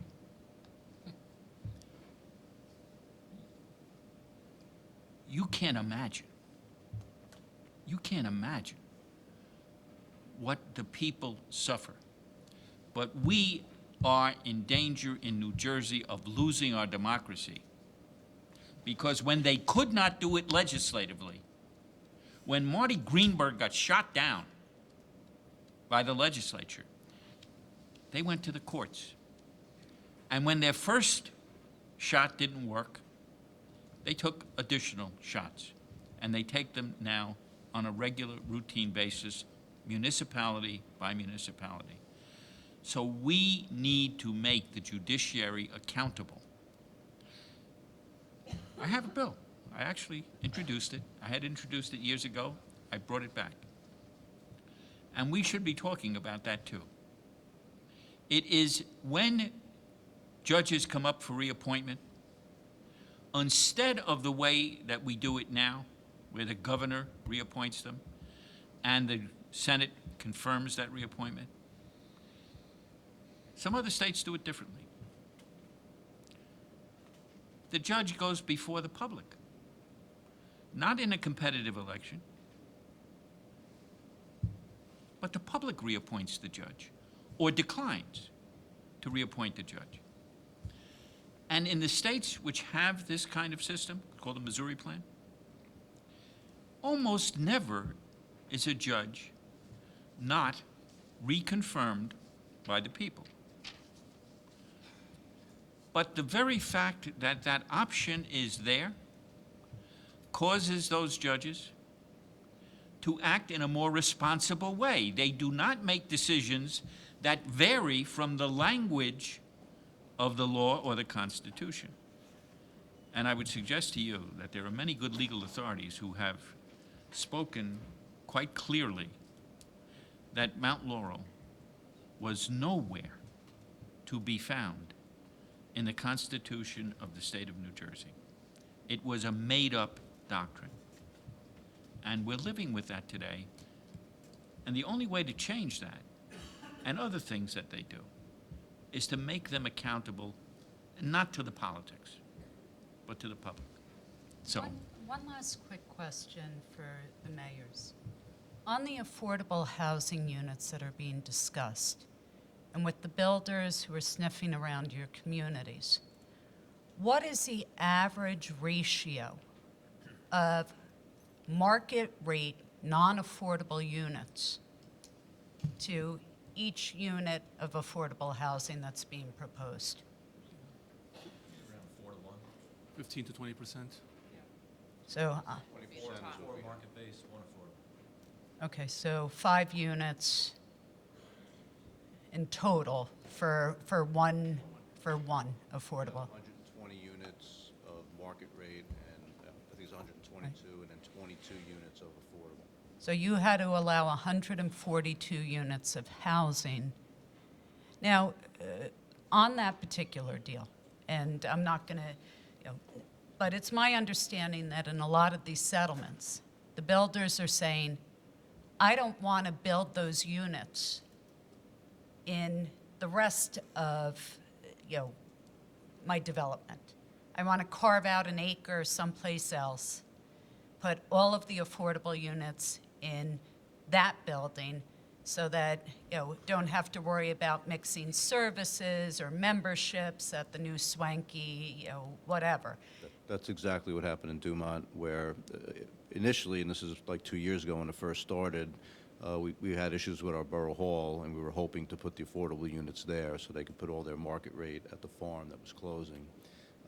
What happened was we still are we still have the borough hall, and there's a parcel of 6 acres on one side of land on Washington Avenue, and a 1-acre parcel on the other side. The 1-acre parcel will have the 22 units of affordable, and then all the market rate will be on the 6-acre parcel. They are calling their apartments a luxury apartment complex, so they couldn't call it that if there were any market rate in there. They're also putting in a pool and a clubhouse and all this other stuff, so that's the reason for separating out the affordable. And fair share housing is fine with it. So they're okay with segregating the poor people in one building? Okay. They tell us differently, though. They tell us we have different. They discouraged it. So that section where it might be all affordable, when people drive by, they say that's where the poor people live. So it's mixed messages. Yeah, I think for us they just wanted the number. Right. They didn't kind of care.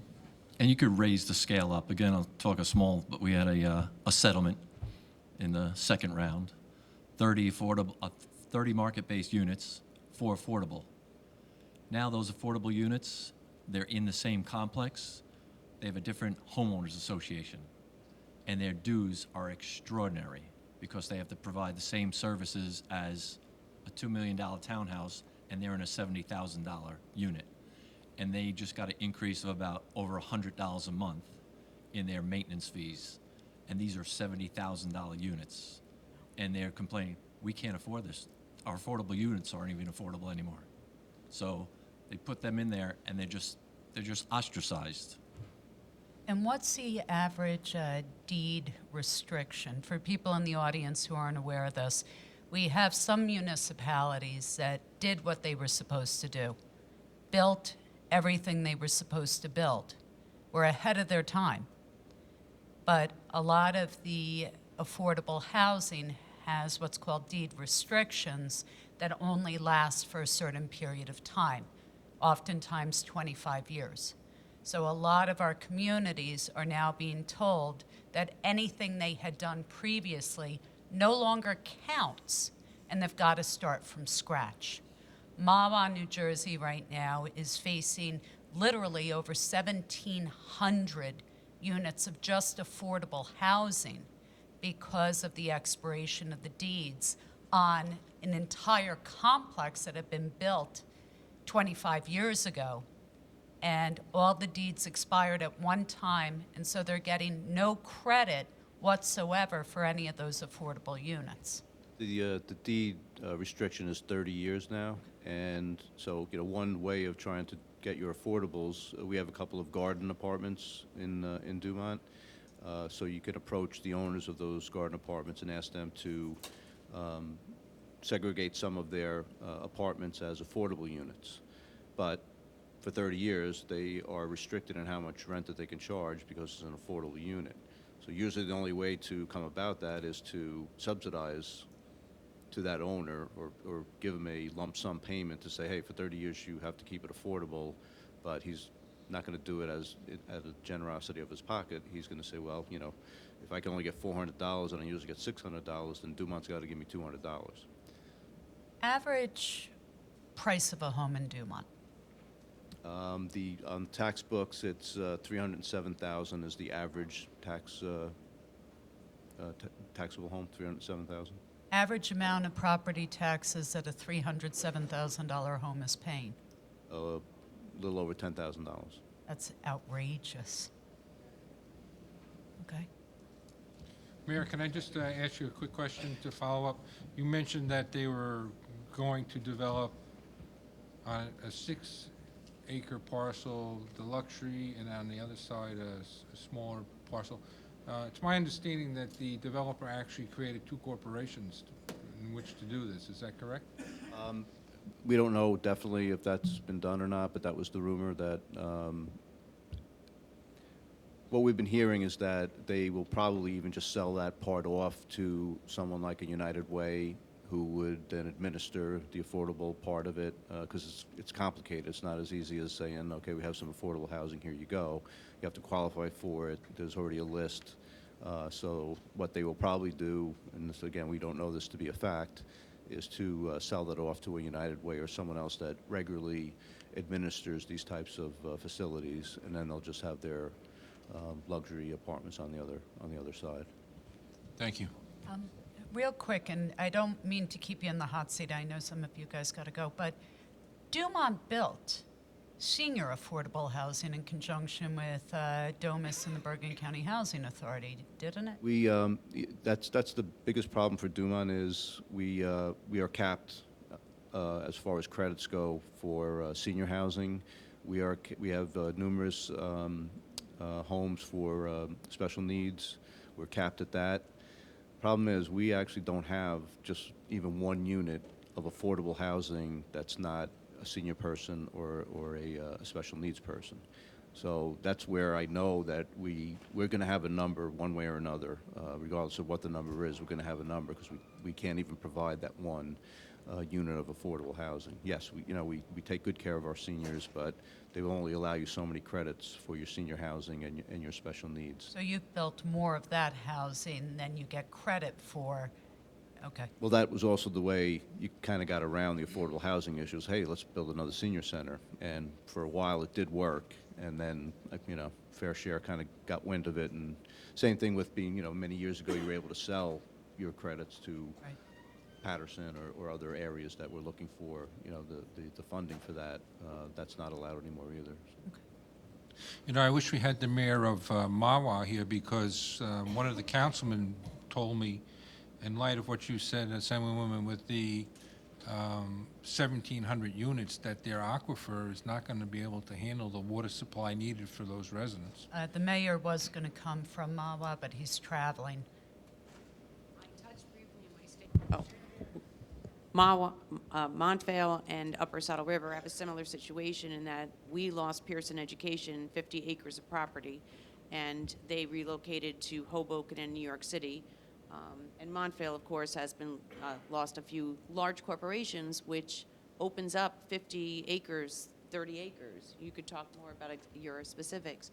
But how will this affect that going forward? The corporations have been leaving in droves, and I know that you had tried to address that problem with Mercedes and other corporations leaving.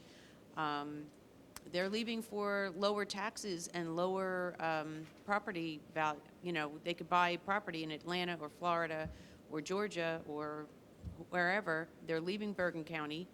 They're leaving large properties behind. It's affecting businesses that subsidize, such as restaurants and hotels nearby. And these properties are very valuable for multifamily housing. And that drives up the costs for taxpayers. I am going to call up, I see a couple of people Okay. from I'm just saying Park it's one Ridge. more very That's, and Park Ridge is probably at the forefront of facing this issue you for right But now. I just wanted to add Yeah. one thing to the mayor's point. There's a whole host of other issues with respect to commercial property. And as I said earlier, we represent other counties. And so anyone in this room is familiar with a little town called Little Falls in Passaic County. That town has an obligation of 941 units for a small town. In addition to that, They have Montclair State University occupies most of that town. It's not in Montclair, it's in Little Falls. So they already have a infrastructure problem of supply and demand. Police department, fire department to supply Montclair.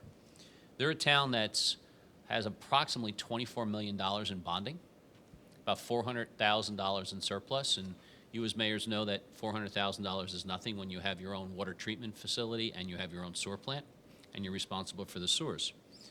The state is allowing the potential purchase of a $48 million building in that little community, which will now come off of their tax rolls to house not only their students, which right now is about 5,000 students, but more importantly will come off of that. And they're still obligated at that 941 times the 4 that you mentioned. So almost 4,000 units will need to go into a town that's been struggling for years.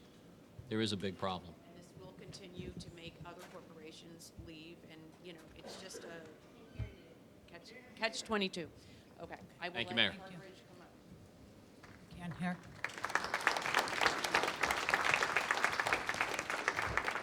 Okay, I see a couple of different people from Park Ridge, New Jersey. Rich Bosi, are there any other council members or the mayor here? Okay, Rich, come on up.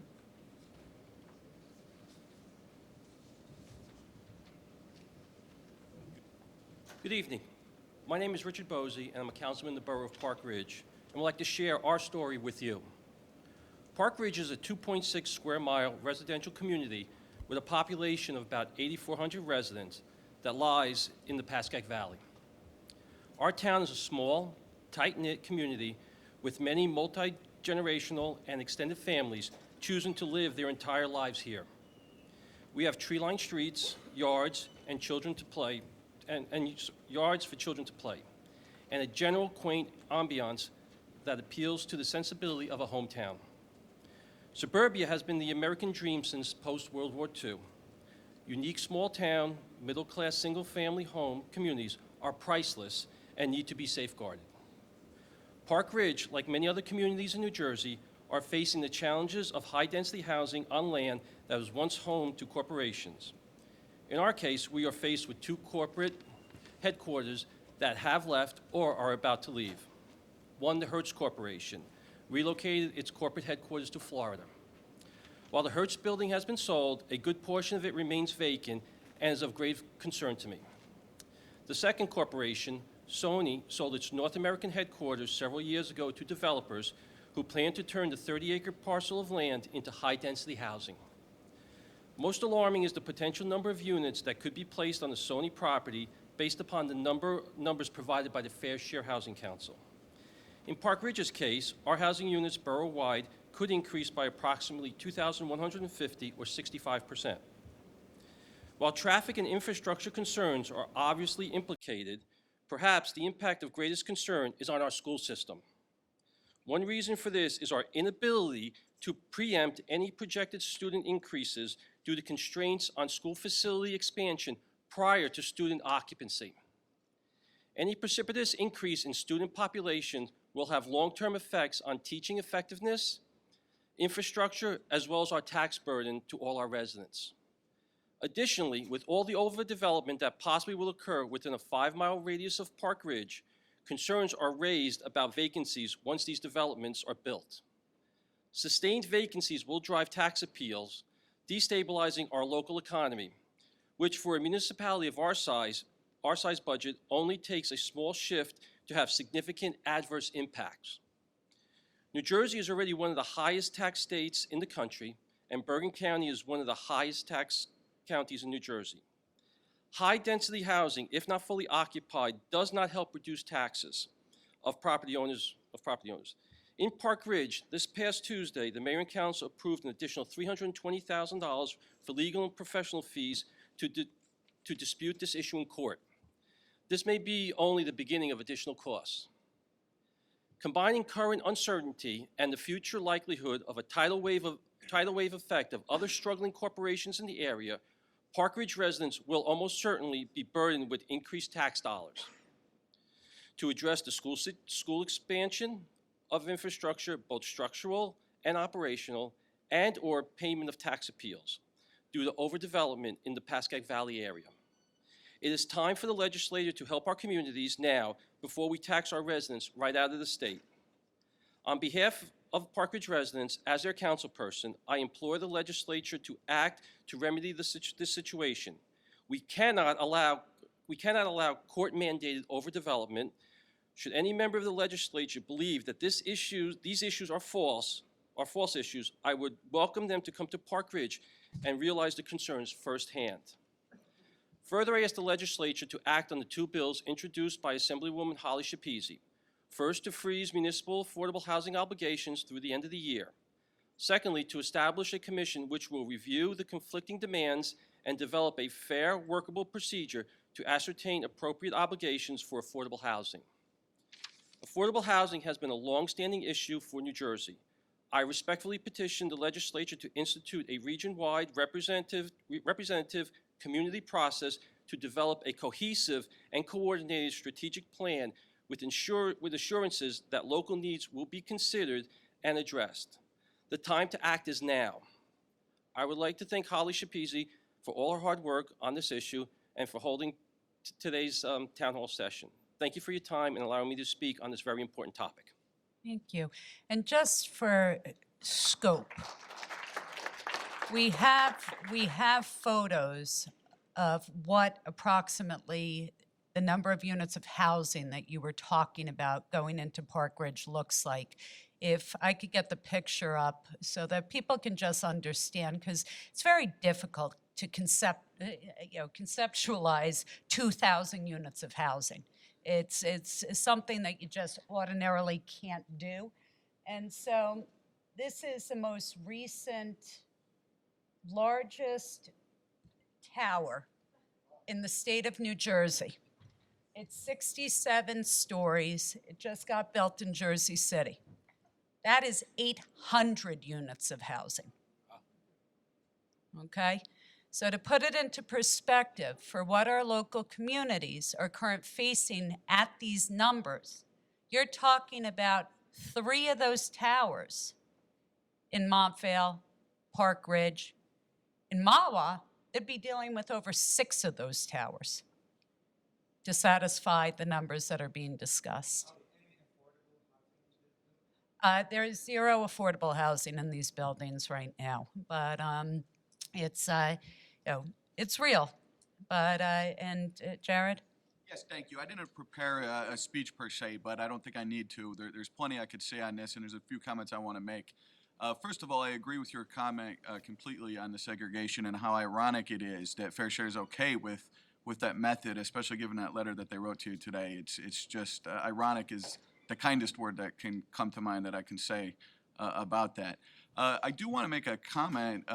When the numbers came up, and I was stunned. I've been very involved with this, and there's a lot of very active residents in our town that I'm thankful are very involved in this. And that number, the 1,274, is brand new. I hope it's a typo. I hope it's wrong. If not, our problem is tripled to what we thought it was, because our number was in the 400 range. So if it really became 1,200, I can only hope that's wrong.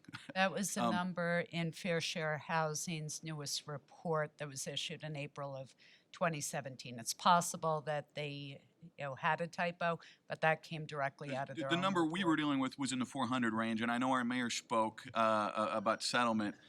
All the attorneys and planners and professionals that study this come to the towns and talk to us and tell us that we should settle and that it's the best thing to do to settle.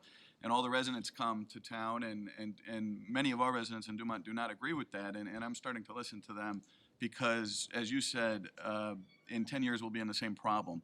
Whether we settle or not, of course I support these bills. We put a resolution forward in Dumont to support these bills, and like the mayor said, it has to happen yesterday. And when it comes to, as Senator Cardinale mentioned, about people coming down to Trenton with pitchforks and protesting or whatever has to be done to get the other side's attention to actually have this do something. There's plenty of people in Dumont that would do that. If you went to one of our council meetings recently, and if anyone was at our council meeting on Tuesday, we probably had 40 residents that got up and spoke about this. So I'll go down with many residents in Dumont, and you'll find some, and it's not a political issue. Many of them are Democrats and Republicans. It's not a partisan issue. It's a big problem. There's a few points I did want to make beyond that, and beyond how shocking the new number was. When I first got on the council in Dumont, one of the promises I made to residents that were asking about this was to talk to Fair Share Housing, to find out, I know there's a formula, and it's a complicated mathematical formula, but to find out exactly how they're coming up with these numbers, because it appears as though they're just making them up and it's not realistic. And I started off on that effort, and to this day, I still haven't gotten a fair answer to that. They say they won't talk to me. I'm a councilman in Dumont, and they say they won't talk to me. Everything has to go through the borough attorney and drive up more legal fees. And in that process, we still don't get clear answers to this. So I thank you for hosting this and for bringing this important issue out. We have a lot of additional people coming from different areas. We have Captain Bill Sheehan, who's here with the River Keeper. I'd like to call you up. I saw Tom Toronto walk in with United Way. And first, thank you for convening this. This is really an important issue here in Bergen County, but also in the entire state of New Jersey. It's a very, very important issue. I've been listening to the various mayors and council members and yourselves talk about this issue, and everybody has been focusing on the numbers. Everybody has been focusing on the impacts of those numbers. But when you drill down, the main impacts that you need to be thinking about, and that everybody in this room needs to understand is going to happen, is the impacts to natural resources that are going to take place if this amount of unbridled growth continues to happen here in Bergen County. Last year, Bergen County was on the edge, and I mean on the precipice of a huge drought situation. And this year we've got plenty of rain. It could go the other way again next year. And when you can't rely on those natural resources of clean and pure water supply, how can you afford to put affordable housing into a community? Are we going to turn New Jersey into Flint, Michigan? I don't think so. I don't think anybody was counting on that. And I don't think any of the judges that are working with this Fair Share Housing group were counting on that either. On the other end of the spectrum, there's wastewater. And that's a very big issue in my world, in the world of Riverkeeper. We have adequate sewage treatment in Bergen County between the Northwest Bergen County Sewage Treatment Authority and the Bergen County Sewage Treatment Authority down in Little Ferry. They do a pretty good job. I mean, I've never had to sue them, so they must be doing a good job, right? Are we going to put a stressor on there that's going to cost the taxpayers over and above all the other costs that the councilmen and that the mayors were talking about? Over and above that, there's going to be an increase in the cost of sewage treatment. And that is something that we cannot afford to not pay for, because we need to get our rivers cleaned up. The Passaic River, the Saddle River, the Ramapo River, the Hackensack River, all of the rivers of Bergen County are stressed right now with the population that's here today. And if we put that many more people into these towns, it's going to put even more stress on those resources. And that's expensive. That kind of treatment is really expensive. On another note, I want to tell you, Hackensack Riverkeeper is a nonprofit organization. Hackensack River, and when I hear about nonprofit organizations that are throwing their weight around at the expense of taxpayers, at the expense of, everything that's right about the world, it really irks me, because I don't want to be put into that category. Riverkeeper is a community-based organization. We want to have clean water for our communities. We want to have a clean and healthy environment for our communities. I'm on the Open Space Trust Fund in Bergen County. I've been proud to serve on that Open Space Trust Fund since it was founded in 1999. And the Fair Share Housing plans are absolutely blind to the issue of open space. If there's a piece of open space in your town, in your towns, or anywhere in the state, they'll put an allotment on there and say, that's where you can build your housing, even if it's wetlands, even if it's a forested area, even if it's the only open space left in the town, they'll demand that the town put their fair share housing or their affordable housing on that property. And we've been lucky in Bergen County that we've been able to help municipalities buy open space, set that open space aside. It's deed restricted, it shouldn't be used, and yet the fair share housing people, they don't care. Also, several years ago, I've been involved in a lot of stuff down in the Meadowlands for years, and I was actually at one of the earlier hearings on the Xanadu project, which is controversial in and of itself. But a fair share housing representative stood up in front of the Sports and Exposition Authority and demanded that they put housing on the sports complex. The response from the dais was, do you really want people living on top of what's buried underneath this place? No, yeah, they do. They would. If they thought they could get away with it, they would. They would put people's health at risk. They would put people's lives at risk because they have one sight line, and that is to help the builders build more. They are. I'm not afraid to say that publicly. I'm not afraid to call them for what they are. They are shilling for the developers. I believe in affordable housing. I grew up in Hudson County. We chased rent when I was a boy. I figured that out later in life, but my mother and dad, they moved us almost every other year because they were chasing rent. And so I understand in a very, very personal way the need for affordable housing. But to cloak yourself in this cause of affordable housing and then say, well, we have to build 80% market rate in order to get 20% affordable, that is false. That is a falsehood that's been foisted on the state by various decisions, by inaction in the legislature, and by no one wanting to stand up for themselves and say, enough is enough. We have a law in New Jersey, and you're aware of this. I know you are because you've been in government for a long time. It's called the Environmental Rights Act. Not one town has ever invoked the Environmental Rights Act to fight fair share housing. You have a right to a clean, healthy environment. You have a right to clean water. You have a right to clean air. You have a right to be able to raise your families in an environment that is going to be nurturing and that is going to be healthy. And if you're going to change that environment and make it unhealthy and make it a less than environmentally sensitive place to be, your rights are being trampled on. Go to court.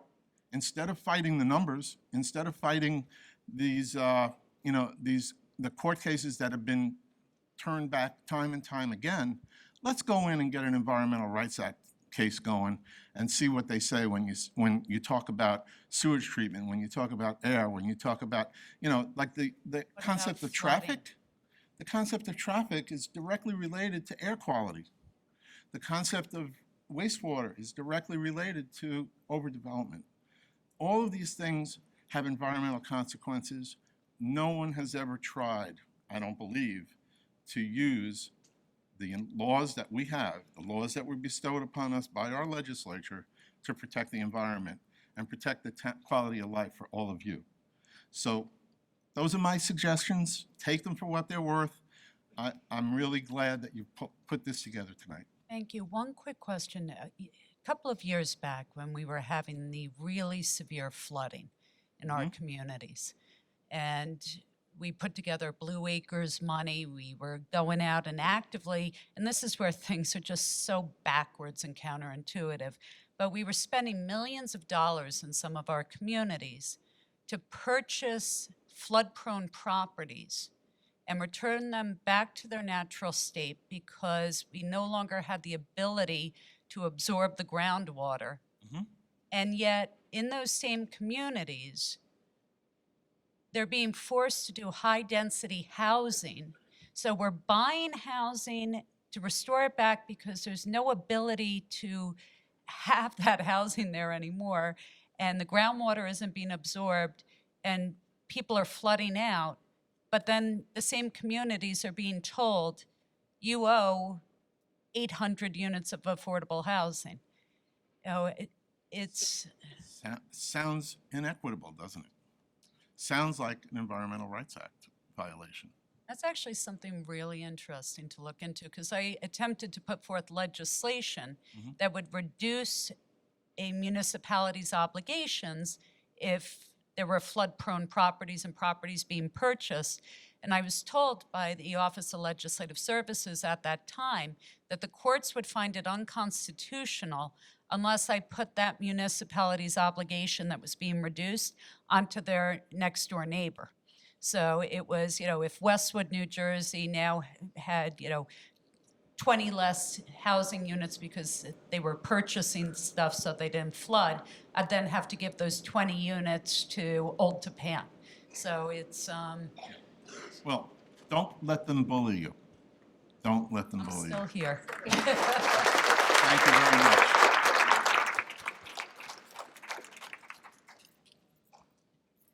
Tom? So this is Tom Toronto, who is the president of the United Way. The United Way has done amazing work in our community in Bergen County in bringing affordable housing. It's one of the nonprofit affordable housing groups. And Tom also knows how absolutely difficult it is to get those projects funded, and the amount of competition amongst all of the organizations to try to get that funding. So, Tom, if you feel comfortable just talking about the good, the bad, and the ugly briefly about what you do, that would be great. Sure. Thank you, Assemblywoman. Good evening, everyone. First, thank you, Assemblywoman Schepisi, for having this forum, and for Assemblyman Auth, Senator Cardinale, Assemblyman Rooney for participating. It's unfortunate that affordable housing has become so difficult to achieve in the state of New Jersey and has become such a loaded subject. My experience with some of you on the dais is one of collaboration and partnership. We're proud and privileged and honored to work on behalf or work with municipalities, many in Bergen County, with governing bodies to actually increase the supply of homes that people can afford. As you suggested, Holly, it is not an easy process. The capital stack, so to speak, the revenues required to achieve affordable housing are difficult. But one thing I can tell you is that it has been our experience that in all the municipal meetings that we have had over the years, I've yet to come across a mayor or a member of a governing body or a planning board, for that matter, not interested in building affordable housing. The challenge has been the fear, if you will, of putting a foot wrong, because the issue is surrounded by attorneys, planners, and a lot of stuff that makes it very difficult for municipalities who want to build. We've been fortunate to kind of thread the needle, if you will, and work with mayors and interested parents in some municipalities who have advocated and shown a way that affordable housing does not necessarily diminish property values or upset the balance of life in a given community, but actually adds to and increases a sense of community and community cohesion. So I'm joining me this evening in the audience is Diane Riley, who is the Executive Director of the Supportive Housing Association of New Jersey. For those in the audience who aren't familiar with supportive housing, that's housing for folks with special needs. It includes veterans, and includes folks with developmental disabilities, all of whom live in the communities where we currently live. So we have had a particularly, I think, proven track record of building housing that serves folks from the local community, particularly with the supportive housing. And the estimates right now in terms of the folks who are in need of supportive housing in the state of New Jersey are in the vicinity of 8,000 individuals. When you think about your own communities, if you go out to the soccer leagues this fall or the just finished baseball season, my bet is that in every community there was There was a special soccer team, there was a t-ball team or a baseball team that was composed of special needs individuals from the community who are at school age. They were coached and supported and buddied by students from your middle schools and high schools. And those same students, those special needs students, will need housing one day. In fact, the biggest or the most powerful comment that I hear repeatedly when we open up projects is from parents for the young adults who will be tenants who say literally, now I feel that I can die. It's heart-rending, but the idea that their special needs child, now a young adult, to be able to have a continuum of care surrounded by the network that's been established in the community, to be able to live, work, recreate, participate in community life is vital. So, there's another side to affordable housing after one strips away the arguments and the loud noise that surrounds it sometimes, which is that it is really something that communities respond well to. It's been some years now, I would say, since I've been before a planning board where we've had, or a board of adjustment, where we've had objections. Certainly questions about drainage and landscaping and lighting, as you would expect with any land use application. But typically, it's very difficult now to find a member of a governing body or a member of a state legislature or a member of a planning board or a board of adjustment who isn't touched by this issue very personally by having a family member or a friend or a colleague who isn't touched by autism or some other developmental disability. And in conclusion, I would only point to one, and there's many examples. We'll be under construction this summer in Wyckoff, for example. We'll be under construction pretty soon in Old Tappan as well. But Allendale is sort of a great example, and a supportive housing project that was done in 2010 led to another larger supportive housing project called Crescent Commons that not only included housing for folks with developmental disabilities, but family home ownership, 6 units of family home ownership. And now we'll be breaking ground this fall in Allendale again for 2 single-family homes to serve veterans. So the ability for municipalities to rationally and reasonably partner and develop affordable housing exists. And I would encourage any member of a governing body here this evening. I don't know that there aren't too many that we haven't spoken to. I see former Mayor Heyman from Closter, and we're working on a project in Closter,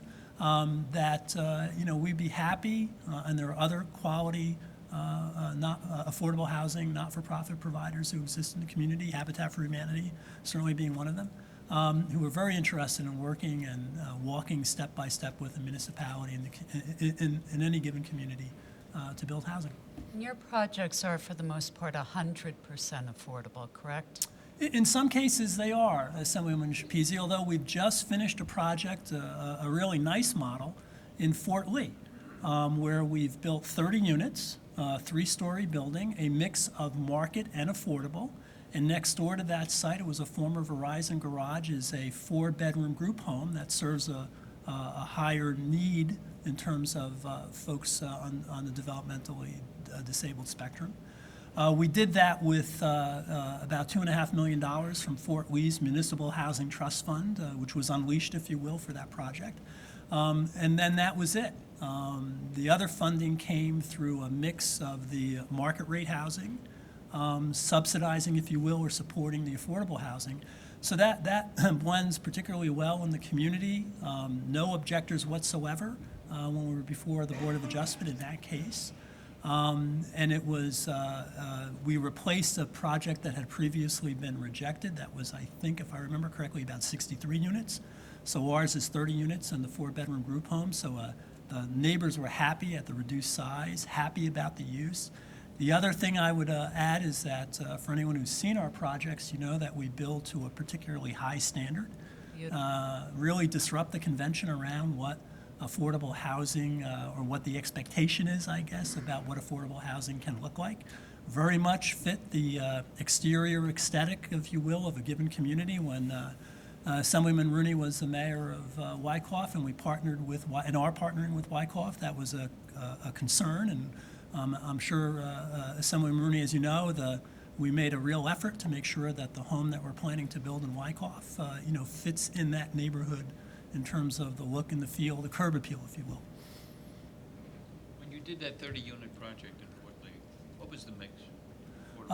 There are 5 affordable units, 25 market rate units, and the group home is a 4-bedroom group home center. We also, in Fairview, did a 12-unit home ownership project, the same model, 12 2-bedroom condominiums, 6 affordable, and 6 market. So that, one of the things we're exploring is that dynamic, which is to mix affordable and market, both for financial reasons, because as you all know, the Housing Mortgage Finance Agency, which has underwritten many large number of our projects and large pieces of those projects, is not, it doesn't really have that capability any longer. So, as the saying goes, the money runs out, it's time to start thinking. So that kind of dynamic is something that we're looking to do. And programmatically, we like that because it blends the project, if you will, and it's not typed as this is the affordable project, but rather that mixed use. So it's something we're looking to do more and more of. Toronto, thank you, first of all, for your insight this evening. Recently, maybe 2 years ago, we had a bill, it was a very emotionally charged bill, return home, that was contentious, to be honest with you. From the sounds of what you're explaining to us tonight, your facilities might be able to handle some of that type of resident, or is that not under the type of homes that you would be building? No, we have and have built several group homes, one in Demarest, as a matter of fact, Senator Cardinale's home, Ramsey, on and on, where the target population to be served was folks who were coming back from out-of-state placement, who were no longer of school age and were young adults, but were far from home. So we participated quite aggressively in a state program that was spearheaded by then DCA Commissioner Lori Griffa to look for ranch homes and convert those ranch homes into group homes wherever possible, for a couple of reasons. Typically, the ranch homes were at a lower spot in terms of the real estate market as ranch homes, and then secondly, they lent themselves to conversion from an Americans with Disability Act perspective much more readily because they tended to be at grade, everything at one level, and to allow people to age in place, and if there were folks who used wheelchairs, to be able to access their home quite easily. So that was a program that we participated in at the request of the state very aggressively. The good news on that is that the edict that people had to return home has been lifted, as you may know. So it's become optional for parents because some folks have found success and are thriving in their out-of-state placement, so they're not being wrenched from them to be returned home to New Jersey. But folks who want to and choose to, we can accommodate.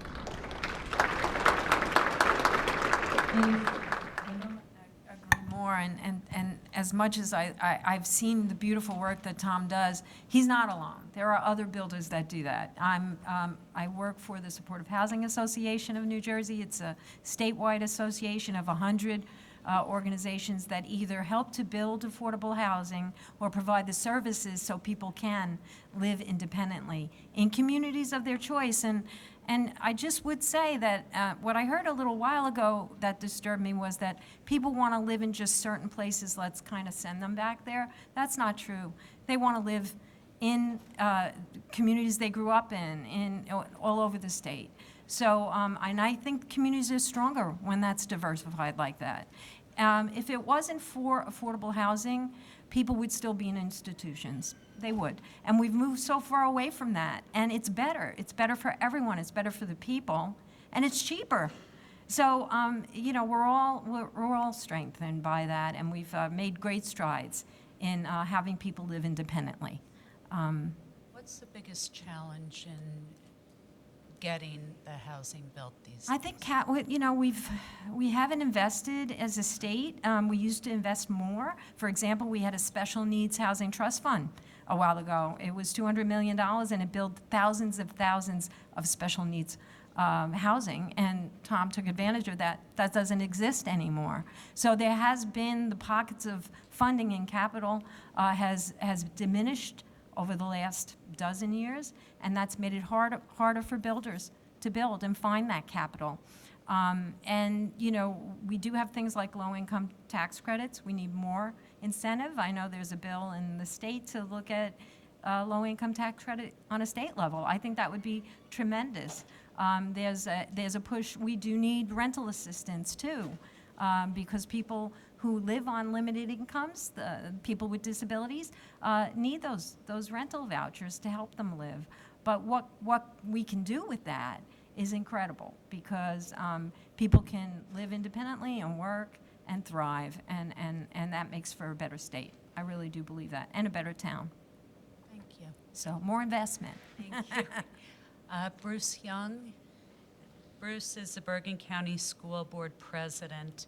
To just talk about what's transpiring in Bergen right now with a lot of our schools, with budget concerns, and his thoughts on some of the stuff that's been discussed tonight. So thank you, Bruce. Thank you, Assemblywoman. As you know, we are held to a standard in the state of New Jersey where, in class size, number one, the state sets a set standard for us to have a regular, how many kids that we would have in a classroom to provide education. And it is a very low number. In Carlstadt, we pride ourselves in keeping that. Carlstadt 9 years ago decided we had 3 schools. It was a K-8 in each of the schools. And at the time when we removed the schools, they were over 100 years old. There are a lot of schools in Bergen County right now that have schools that are at that age, and they are very, very small. We decided at that time to build one big school. We kept it to the standard. The standard was 20, I believe it was at the time, 24 kids to a classroom when we built the school. We have less than that right now. Our biggest concern right now is we had that 2% cap. That's holding us back as far as if we get any influx of new residents coming into town. The Riverkeeper was talking about in the Meadowlands area, where I'm from. I live in Carlstadt. There was one big project down there that's still on the books, and that's Tomu. Tomu is on the river. It's behind the Meadowlands, and they're claiming to have approval to build over 900 and something units on the Hackensack River.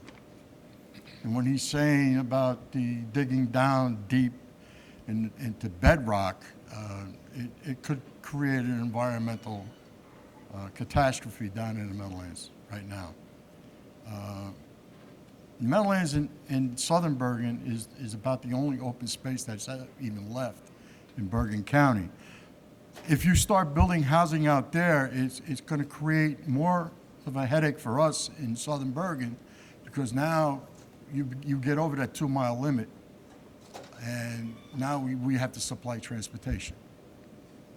That's another added cost that we have.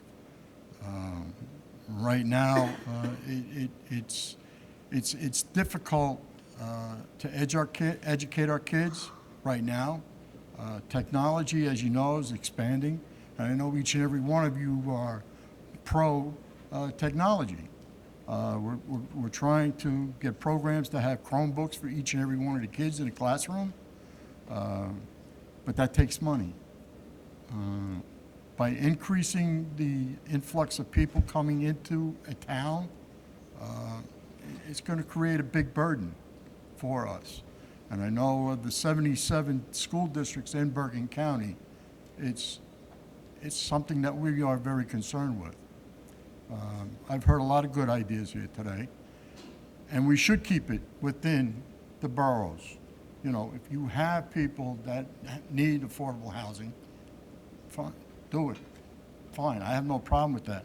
I also sit as president of the senior club in Carlstadt, and I have over 145 seniors in Carlstadt. They feel that this whole affordable housing thing is ludicrous. I mean, even in Carlstadt, we've spent thousands and thousands and thousands of dollars on planners. Mayor LaHooley right now is in the process of trying to work a deal to where, with the affordable housing, I believe ours is like 475. We have a population of 6,000 people in Carlstadt. It's a small town, it's a small German town. And the only open space we really have in Carlstadt is out in the Meadowlands. And so right now, that seems to be the biggest thing. Education is the biggest thing. There's no money. The funding formula up and coming. And I could tell you, I don't agree with Governor Christie's deal with taking it away from everybody. And I support what New Jersey School Boards is saying. It should be equitable throughout everybody in the state of New Jersey and do it in a fair and reasonable way. So, Rather than doing like one amount for everybody, recognizing there are areas of our state that absolutely do need extra funding, would the school boards or would you support maybe a floor amount for every student? Because we have a lot of school districts right now in Bergen that are receiving less than $500 per year per student. correct. And people don't understand how little that is. Right. There are places like Fairview where right now I think half of the school is ESL with over 32 kids in a kindergarten class. Correct. They need to build a new school, but yet they didn't even have in the budget the ability to hire an appraisal to try to find a location for a school. Don't you, in your experiences, do you find that a lot of our schools are struggling because we are having influxes of changing populations with no commensurate funding to address that? Yes, we do. And we also see it in our special education. It changes year after year with our special education. In transportation alone, in the borough of Carlstadt, we're spending over $3.5 million just in transportation for our special education. And that could increase. And it changes from year to year. And it's difficult to be able to provide a decent education. And I mean, in Carlstadt, I've been involved in the Board of Education for 27 years. I was there when we have to go to the senior organizations and push our budgets. Back then, we used to have our budgets voted on. We don't do that anymore. Why? Because boards of education decided, well, we're tired of our budgets are being knocked down, so we'll take the deal with the state, go with the 2% cap. But now with the 2% cap, special education costs are going up. We're held to a standard to where we should only have to spend X amount of dollars per student. But yet, when we're sending them out of district, Becton Regional High School had one student about 5 years ago. It was costing them $120,000 a year for this one student. And they had to pay for her up until she was 21 years old. And she wasn't even going to a school in the state of New Jersey. She was being sent out of state.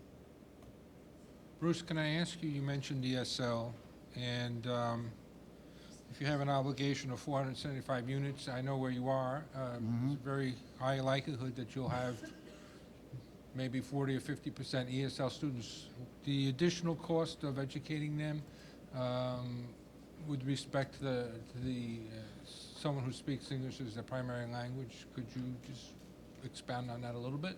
Well, it would cost us, it's, ESL right now is, I'm a firm believer in the ESL program. I have a lot of people, a lot of adults are looking for an ESL program for some of our adults in Carlstadt and in East Rutherford.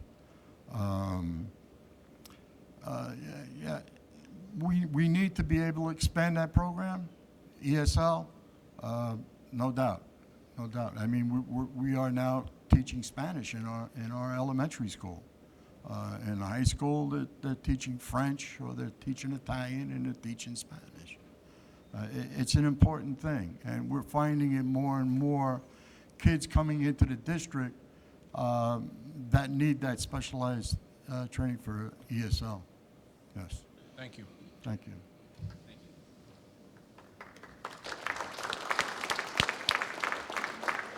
So Dirk, you're up at bat.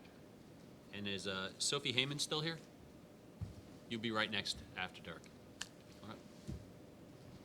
Actually, I want Holly to be here. No, she's going to bring you up next, so. Okay. Thank you.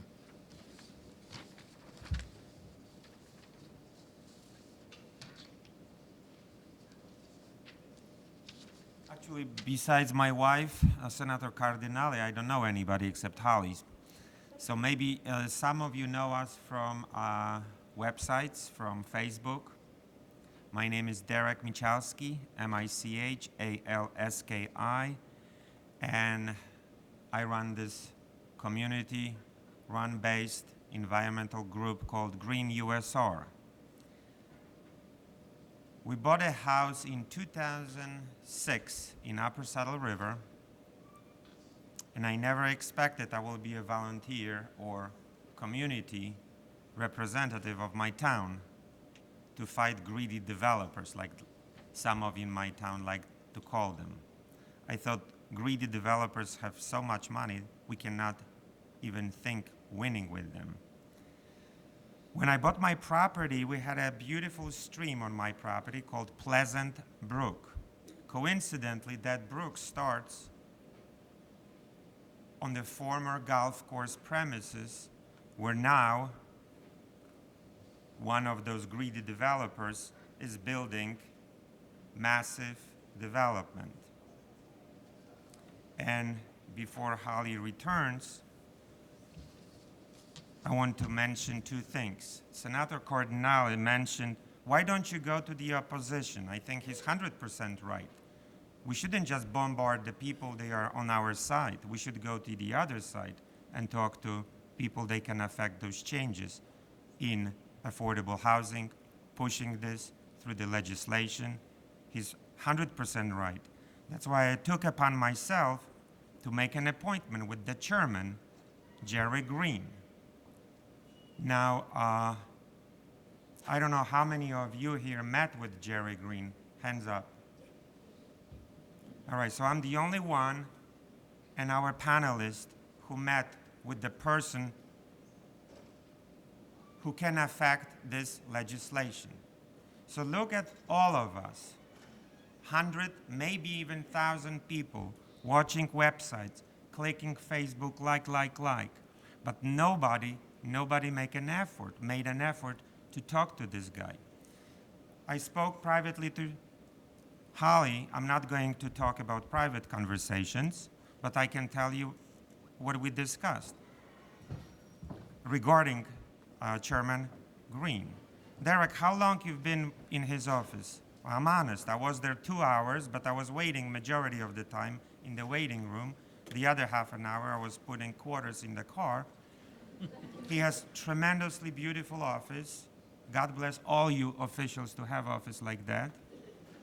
And I did have an eye-to-eye conversation with Chairman Green.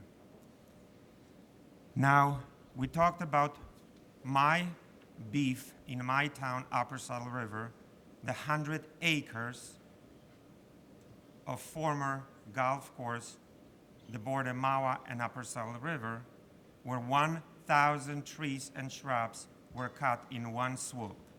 Now, I'm not an environmentalist and I'm not a tree hugger, but in 1974, there was a legislation, Environmental Rights Act. The gentleman from Riverskeeper is right.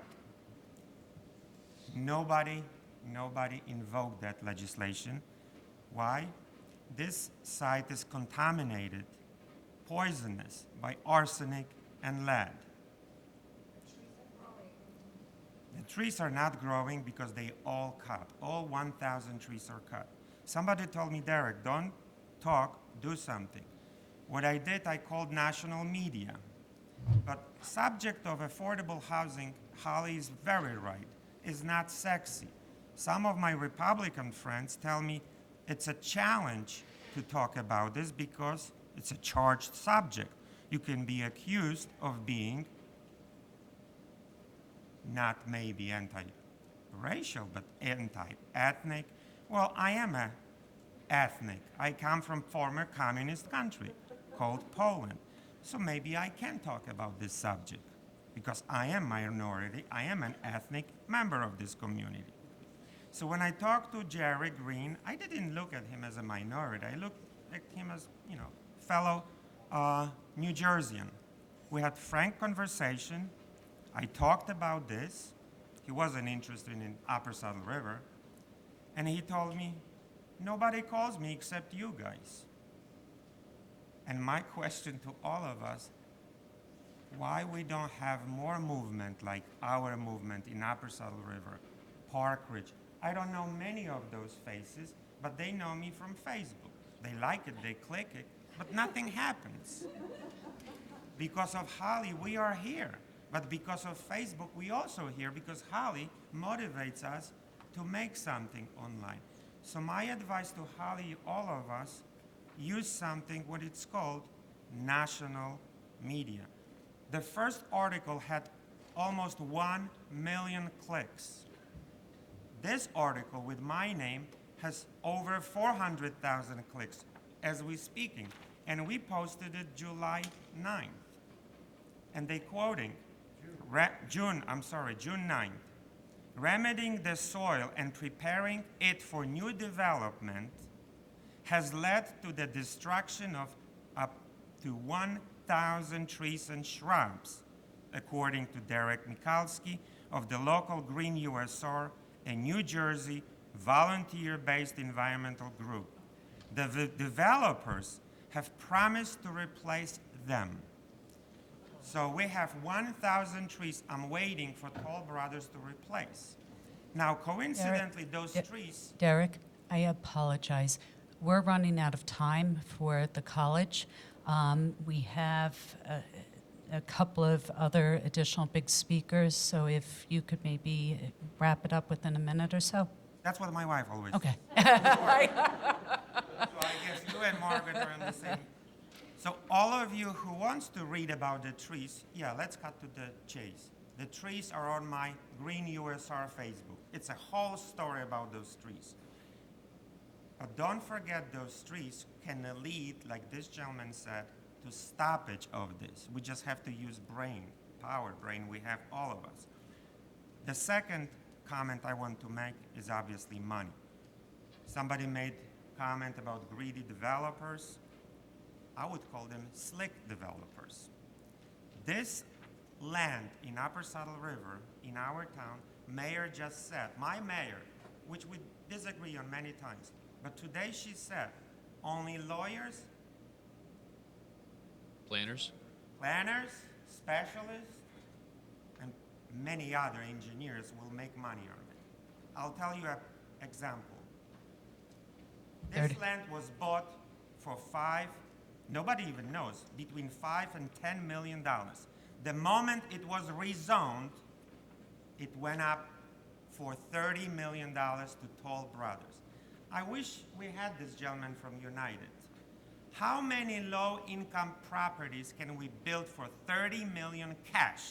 The next speaker will be able to talk to that. We have the executive director of the Bergen County Housing Authority here, so she's going to come up right now and speak to that. Because our town just gave a gift to two slick lawyers developers. They had both hats.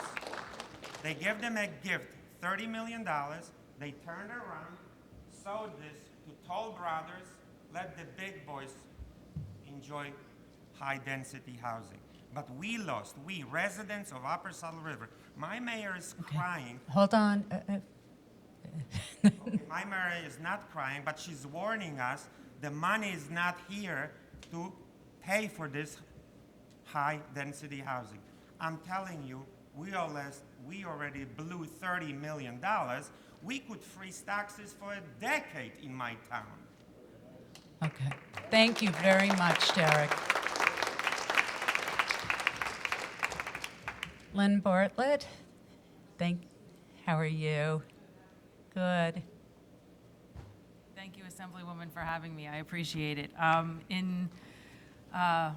In recognizing the time, we're all busy people. I'm sure most of us have put in a full day at work. So I did submit written testimony. I will just give you the short side of it. There is a reality, as most folks are aware of, affordability in Bergen County. So yes, there's a demand for it. I've got lots of statistics that can substantiate the exact same thing. Short story is, the Housing Authority also has a nonprofit development arm. We've been very successful since the early 70s in building affordable housing throughout Bergen County. So in addition to running a very successful rental assistance program, we also develop affordable housing. We know the cost of affordable housing here in Bergen as well. Last quarter, so I guess it's not even this one, is the tail end of 2016, we finished construction and leased up 50 units of senior housing in Rivervale and 30 units in Northvale. The demand for that housing was unbelievable. We opened up a wait list for a 2-week period of time on average for both of them, and we had over 600 applicants for the 50-unit building, and we had well over 300 for the 30-unit building. The last time the Section 8 wait list was opened was 2007. Okay, so we're talking 10 years ago, a decade ago, was the last time that the rental assistance wait list was opened. It was open for 30 days. We had 10,000 applicants 10 years ago. Our most recent cleanup of that wait list is now down to about 1,200, just over 1,200 applicants to that list. So to wait 10 years for rental assistance to come up is a significantly long period of time. Our senior public housing developments, there are 4. Public housing is no longer, so just as a matter of clarification for everyone in the audience as well, public housing is a federal funding resource that most folks have made it colloquialism for affordable housing. They're not the same. There are some specifics you have to break down to, and I've given you some statistics in terms of Bergen and Bergen's affordability. The long story short is that Bergen's a fantastic place to live. It is an amazing, an exceptional place to raise a family. And I do think that we have some very amazing creative minds to be able to make Bergen affordable.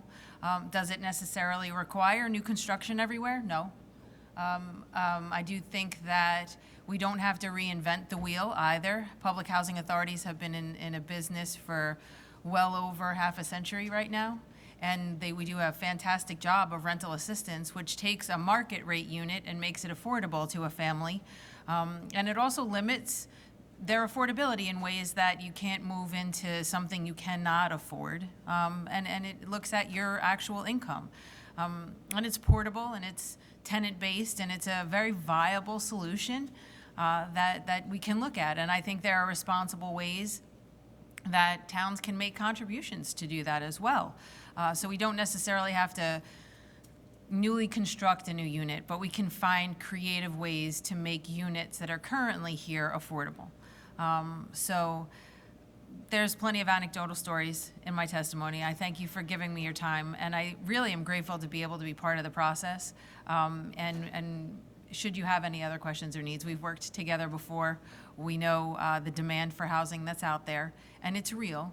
But we also know municipal burdens, and we also know the cost of doing business, and we know the cost of developing affordable requires very deep subsidies in Bergen County. In addition to that, we also know that subsidies are shrinking.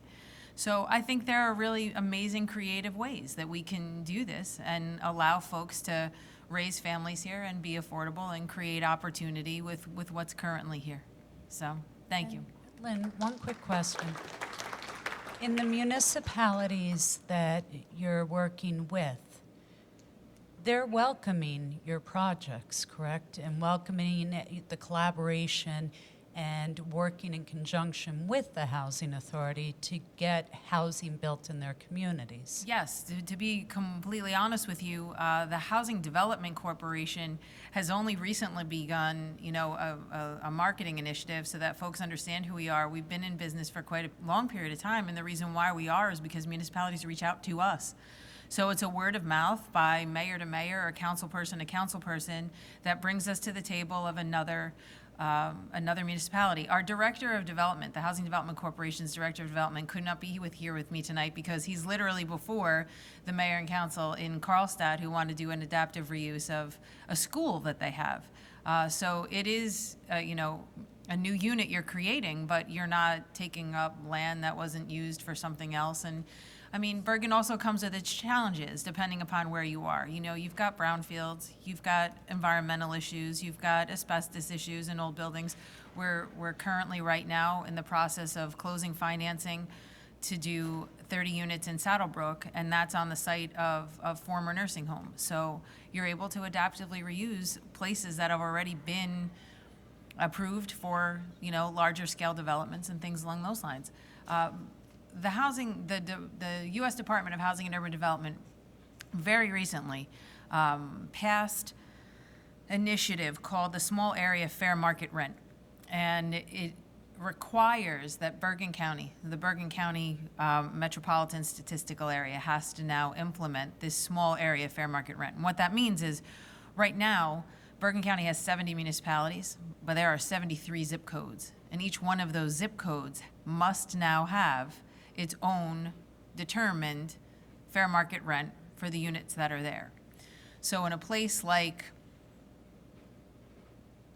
Englewood Cliffs, you've got a one-bedroom apartment that'll lease for $1,900. And oppositely, you'll have a one-bedroom that'll rent in Moonachie for $900. But we have the same amount of funding resource. So you've got to figure out a way now to make the program affordable and create housing choice opportunities. So I do think that there are very creative ways that we can do that. And I think affordability too, for families, carries stigma sometimes. You can do a stick-built structure and create 8 units, but I will tell you that everyone in town knows when the bus stops outside and you get on at that stop. So I think there are ways that you can create things that are affordable that don't necessarily have to carry a stigma, and you can give housing choice to families so that they can find accessibility and that they can move in places that work for their job or where their car can get them or where their public transportation can get them to. And there are some really creative ways that we can probably think to create affordability that doesn't necessarily put burden on or create a higher level, I don't even know if it's possible too, but a higher level of competition for the very finite resources that are out there. The competition that's out there for low-income housing tax credits. And Bergen sometimes prices itself out of that because it's cheaper to do business in Camden. It's not the same cost per footage. It's not the same price per contractor. So there's some great ways we can do this. I'm excited to be part of the conversation. Thank you. Follow-up question for them, because the Upper Saddle River development, it's a $250 million development. The signature, we blew it. I'm not accusing anybody of being not smart, but the signature, rezoning signature, was $30 million. How many units can you refurbish just on rezoning signature? Forget that $250 million Toll Brothers is investing and making probably $100 million for itself, which is capitalistic society. But if I understand your question correctly, you want to know how many units you can develop for $30 billion? 30 million. Hold on, Derek. Okay, Derek. Okay, but again, I don't want to derail, all right? You want to focus on an Upper Saddle River conversation. I don't think everybody in here wants to focus on an Upper Saddle River conversation. And I think that's fine, but I also think too that's appropriate, okay, to do as an offline conversation. If you want to do a one-on-one with regard to your specific municipalities, that's a conversation that you have to have. Hold on 1 second. A little bit of order. Having the executive director of the Housing Authority here is incredible for us to get information. If I open up kind of a witness question of the audience type thing, we'll be here for 3 days. But okay. How much does your average unit cost to build? And recognizing that, if it's special needs, there are certain requirements. If it's family, there are certain requirements. But on average, what is the cost of a unit built? It depends on where it's built, and again, it depends on whether you're going to provide services within two. It's over $100,000. It all depends. I mean, our most recent one, we did a special needs project specifically for veterans, and we were around the 125 range per unit. It really depends. It depends on what you're developing. It depends on the environmental issues you have to address. It depends on whether you're being given a clean site. It depends on whether all those other issues have been addressed. So the variable is great. It depends on whether you have to bring in utilities to the site. It depends on, what's there, what's not. So, average cost is average cost. I mean, what you wind up with, again, new construction creates a finite opportunity. I don't know that that's the panacea for everything. And yes, you're going to wind up you can get stuck and quagmired in conversations similar to that. What better investment can you make with the same amount of money? Right. But I don't think it's the only answer to creating affordable units. Okay, thank you. Thank you. We have two additional mayors. We have former Closter Mayor Sophie Hyman. We also have Mayor John Smart from Haworth. If both of you would come up at the same time.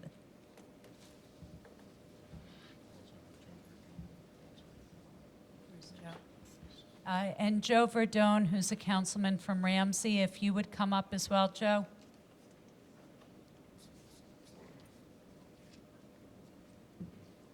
Take a seat so you guys are comfortable. And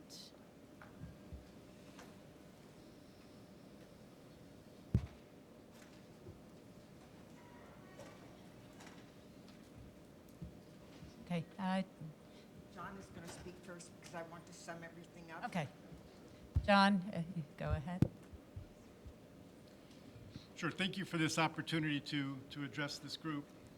I'd like to address 4 specific ways in which the current process that we're under now is detrimental to the residents of New Jersey. I'll cite examples of what we're going through in Haworth with a plea to please take control of this issue back into the legislative process and under the rule of law, which doesn't seem to be in a fair approach at this point in time. First, municipalities rely on a continuous and evolutionary form of leadership from state government so that we can improve efficiencies, implement long-term plans and programs, and instill a sense of confidence in our communities that government is on their side. The disruptive action taken by the court to inure in affordable housing plans and decision to judicial review is out of line with this principle. In the case of Haworth, for example, after 2 historical rounds of working within the prescribed system at a cost of tens of thousands of dollars, submitting plans and reports to the designated state agency, following through on our pledged actions, receiving substantive certification, we are now in the position that all of that work has been in vain. We've been told that the data, findings, and conclusions reached in prior rounds do not set a precedent or serve as valid building blocks for the current process. For example, Haworth was found in 1999 to have a 0 realistic development potential due to lack of available land for new construction. Since 1999, the constraints on development have only increased due to designation of C1 waterways and other restrictions on further development. Notwithstanding that, we got together with our town planner and put together creative plans to come up with a way to add 35 new units through revised zoning and other amendments. We have been told now that that basis of that 0 RDP finding from 1999 is not valid, is under review for consideration, effectively disregarding all the previous decisions and calling for a do-over of all the time and effort disrupting residents' confidence in our government's processes and stopping us from being able to move forward on the 35-unit plan that we have already submitted. The next set of actions that we take has to address the affordable housing needs on a forward-looking basis and respect the work, finding, and decisions in progress that's happened to date.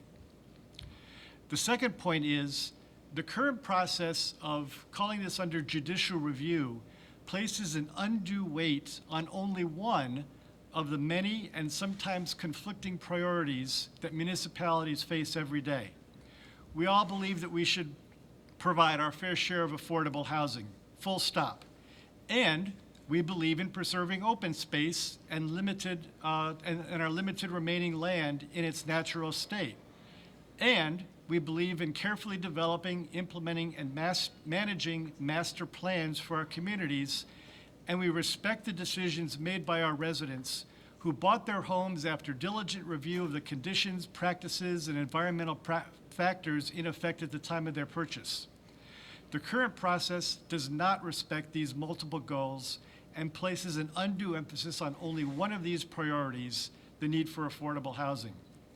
Indeed, in Haworth's case, we have received state and county grants, state loans, and have used our own resources to preserve our own open space in parks, buffer areas, and natural environments in accordance with our master plan. But now we're faced with a fair share housing center number indicating that we need our fair share of over 300 units. And in spite of our efforts to preserve open space and balance these priorities, the special master assigned to us has asked us to consider clear-cutting trees, acres of trees, to enable development of affordable housing. We need to speak to our residents with one voice in fair, comprehensive, and balanced terms, and the local voice is the most expert. Another priority we face in northern New Jersey in particular is to use our limited natural resources as efficiently as possible. Specifically, we have had water shortage and near drought conditions in North Jersey often in the past few years. New developments of hundreds and thousands of new housing units would further stretch these limited resources. In Haworth, we have a Suez water treatment plant, and I discussed this concern with some of their leadership.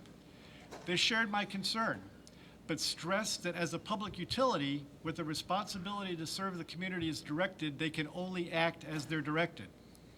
They further explained that major new developments are subject to approval by the State Department of Environmental Protection. And once approved by the DEP, they are obliged as a utility to provide the water.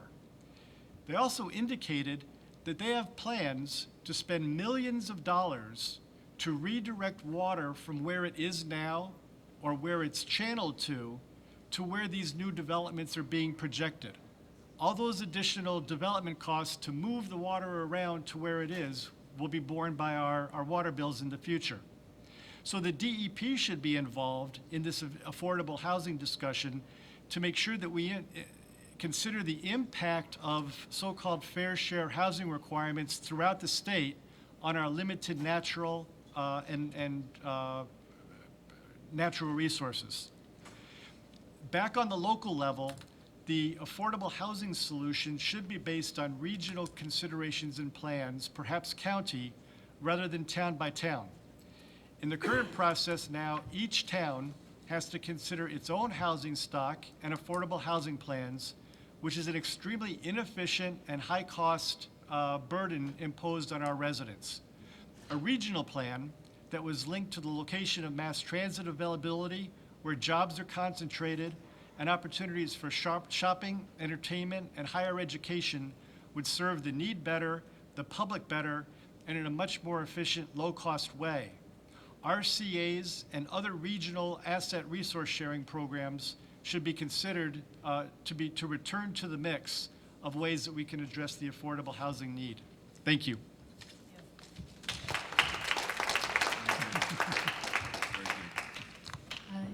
Joe, you want to go? And I'm not prepared. I just you just called me, but I can say a few words. My name is Joe Vidoni. I'm a councilman in Ramsey. The Borough of Ramsey has always voluntarily addressed its affordable housing responsibilities and has always taken these responsibilities seriously. About 30 years ago, we built units for seniors called the Woodlands, and there were 110 apartment units there. Tom Toronto mentioned before the autism unit on the Mayor Botter that was built several years ago. And we have many affordable units within the condo complexes that we have in our town. Our town is 99% built, and I'm not sure what the number they gave for us at this point, but I'm glad to see we're having this meeting tonight, and the work you're doing. And the session has been very helpful to me, and I wish you the very best moving forward. Thank you.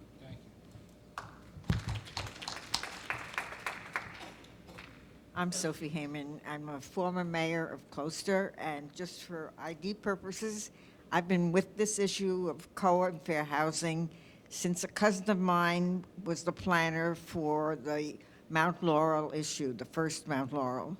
And I've been with this as part of my planning board, my council, as mayor, and I'm still back as the COA chairman on my planning board. And I've been listening very, very carefully, and I have the feeling that we're all talking to the choir, and we all agree in a bipartisan way on some basic things. There is a need. We all agree there is a need. We agree that that need is best supported by placing low-cost housing where jobs and transportation are available. And we agree that the present system is not working. So what we need to do, and I hope Holly and Barry and Tom and Bob, I hope that all of you help us to work together to bring the media together, bring the people together, to assure that the solution for fair housing goes back to the legislature. I think that's the only way that we're going to get fair housing for everyone, housing that's useful because it's near transportation, housing that provides for special needs. And incidentally, in Gloucester, we've been cut out of providing special needs because our quota is completed for special needs and we don't get the credit for it any longer.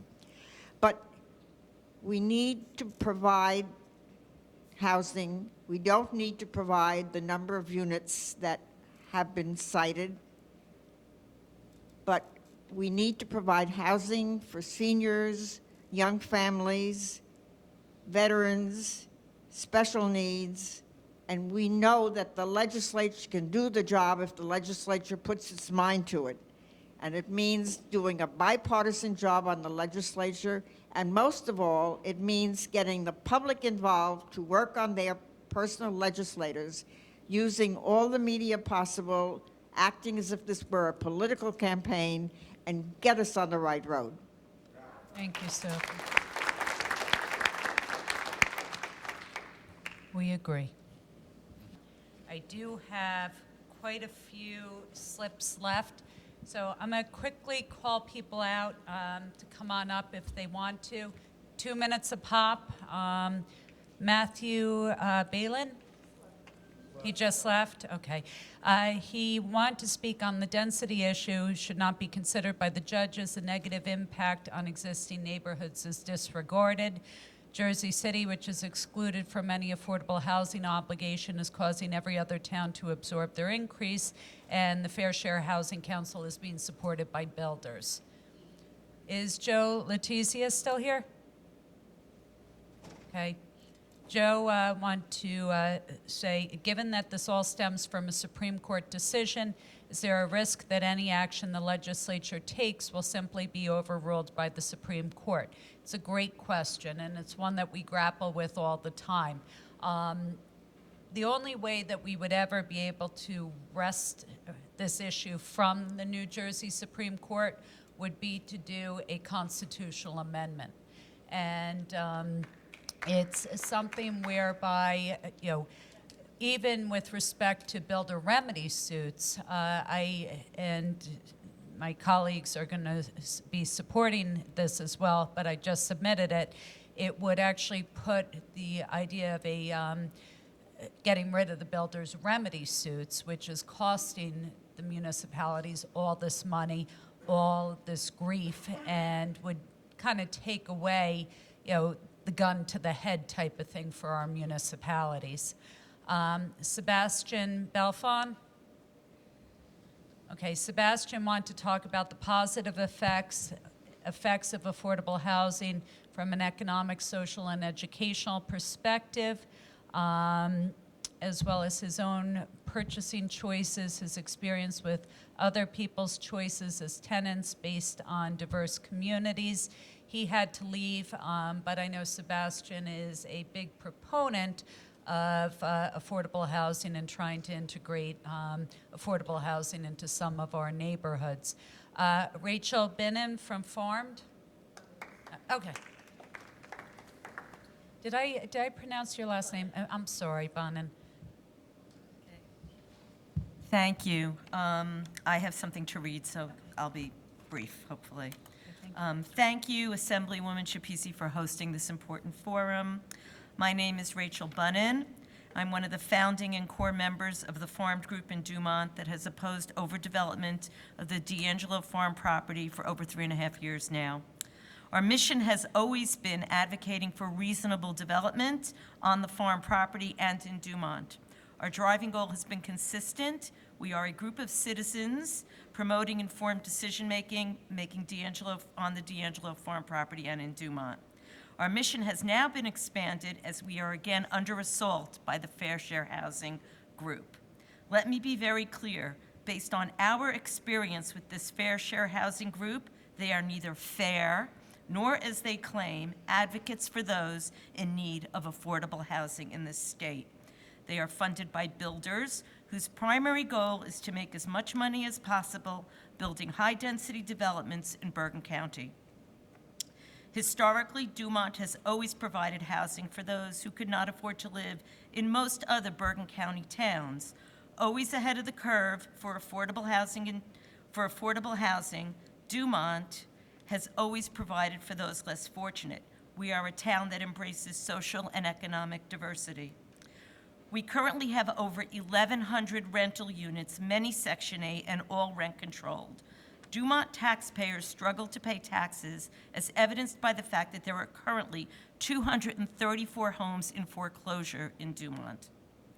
Dumont has worked hard to meet its affordable housing obligations. For those of you who live in the county, you know that houses in Dumont cost less than many of the surrounding towns. They are affordable, but this does not seem to matter to the Fair Share Housing folks who claim to care about providing affordable housing. A little backstory. The builders, Landmark LLC, slammed Dumont with a builder's remedy lawsuit in February of 2014 under the false pretense of providing affordable housing in our town.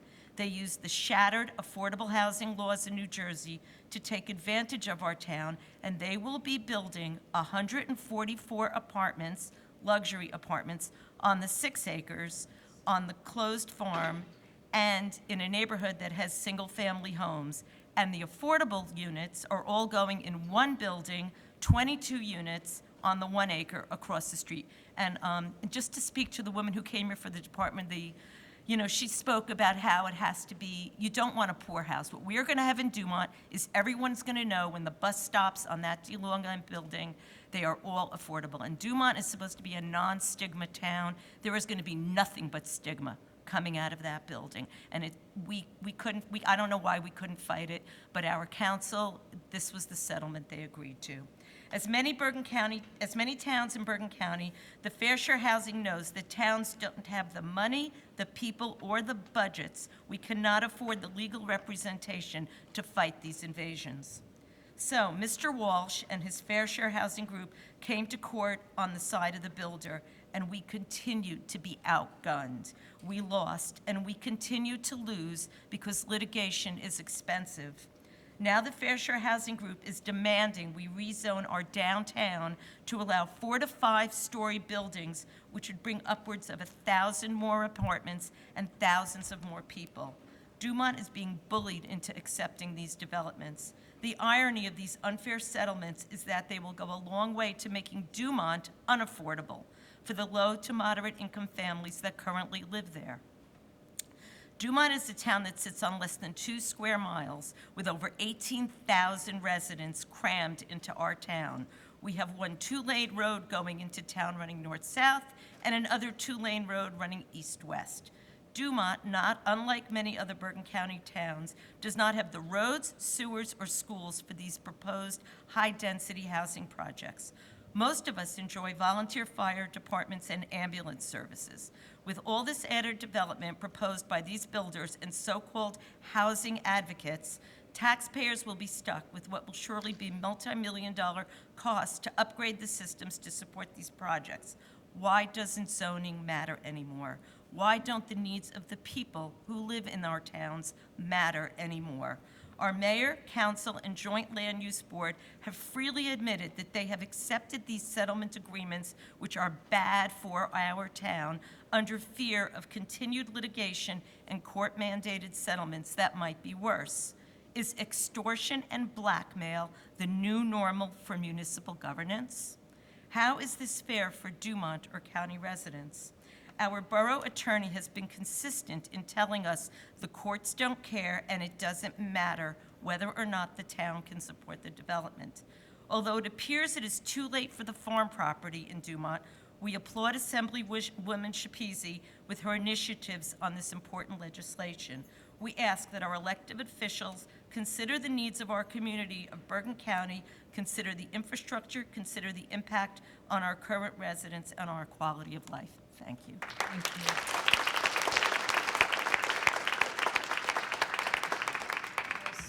Stu Crepia? He wanted to sit. Who is the Fair Housing Council? Who is supporting them? What is their official standing in the state government? None. GOP governor candidates, thin positions on housing.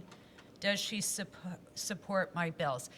Yes, I've had conversations with Lieutenant Governor Kim Guadagno, and she is wholeheartedly supportive of, a legislative solution to what our municipalities are currently. Okay, Susan DiLorenzo.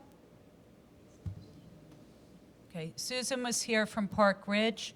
She wanted to speak about local taxes, make all housing unaffordable. If this goes through, it's forcing us out of our homes. Builder remedy is a real issue. It forces overdevelopment. Those were some of her comments. Joe Ferrandino? Joe wanted to know, how is this representative government? Belle DeGeneres. Belle said, I know you support affordable housing that works for family and for communities. How does overdevelopment and the addition of over 600, 800, 1,000 and more units hurt families who are seeking affordable housing, affordable taxes, schools, clean water, safe streets and roads? Is Cynthia Soroka done? Cynthia's from Haworth, New Jersey.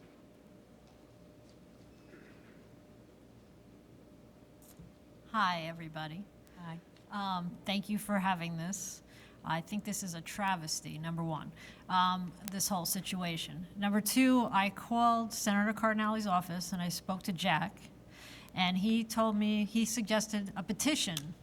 So everybody on my street so far has signed the petition, and I've sent it around to other people, and they're trying to get petition as well, going around the whole town to sign this, saying that we're not for what they want, but we are for what the mayor and council wanted and what we decided, the whole thing.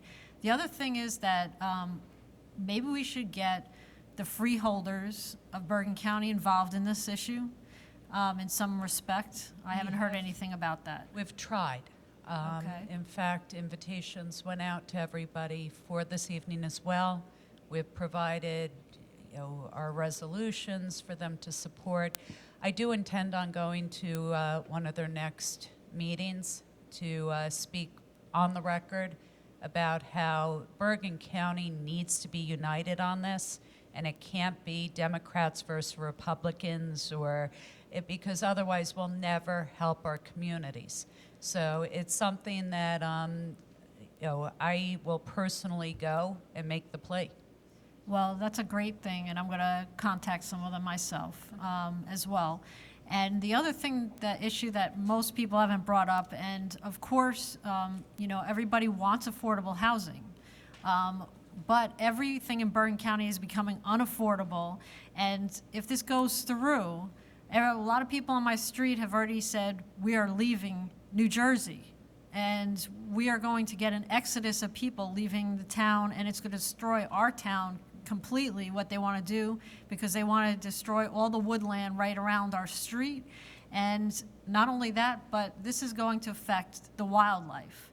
Nobody talks about what's going to happen we see roadkill on the road all the time. What's going to happen with the roadkill or with the animals and help, the birds and everything else. We have endangered birds in the backyard all the time. We have, screech owls, great horned owls. We have hawks.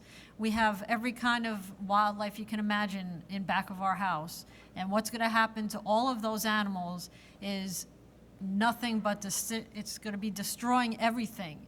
But it's also going to be destroying the infrastructure of our town, and also it's going to destroy everything around that we hold near and dear. And our taxes already are through the roof. Our schools are taxing us over 80%.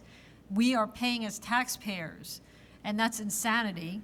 And we have no recourse, and everybody is turning to each other saying, well, how are we going to afford this? So if they start building these affordable housing developments, it's going to push our taxes to a point where we're going to need to move into those affordable housing units. Thank you very much. Thank you. And speaking from experience, I moved into my house 13 years ago this month. When I moved in, I was paying $11,700, which was a lot, but we had budgeted for it and worked it into what we could afford. This year, I hit $22,000 on the same house without doing expansions. And it's a lot of people are starting to hit the thresholds where how much is our fair share?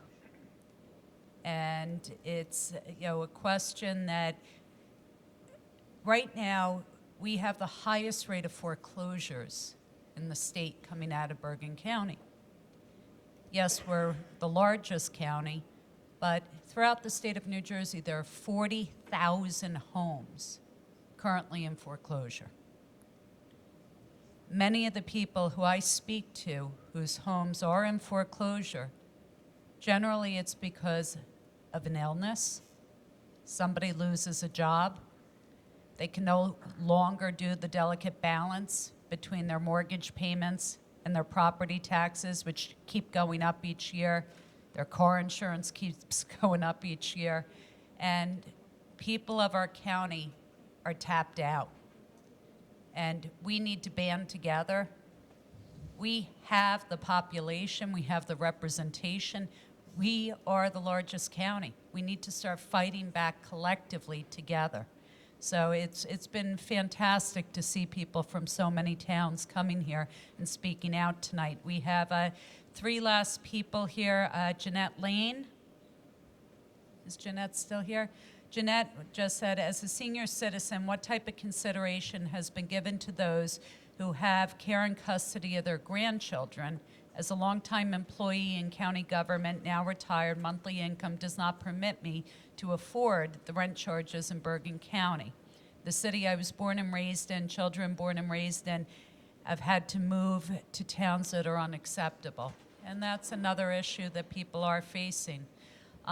Michelle Talamo, okay. She wanted to talk about schools and eminent domain.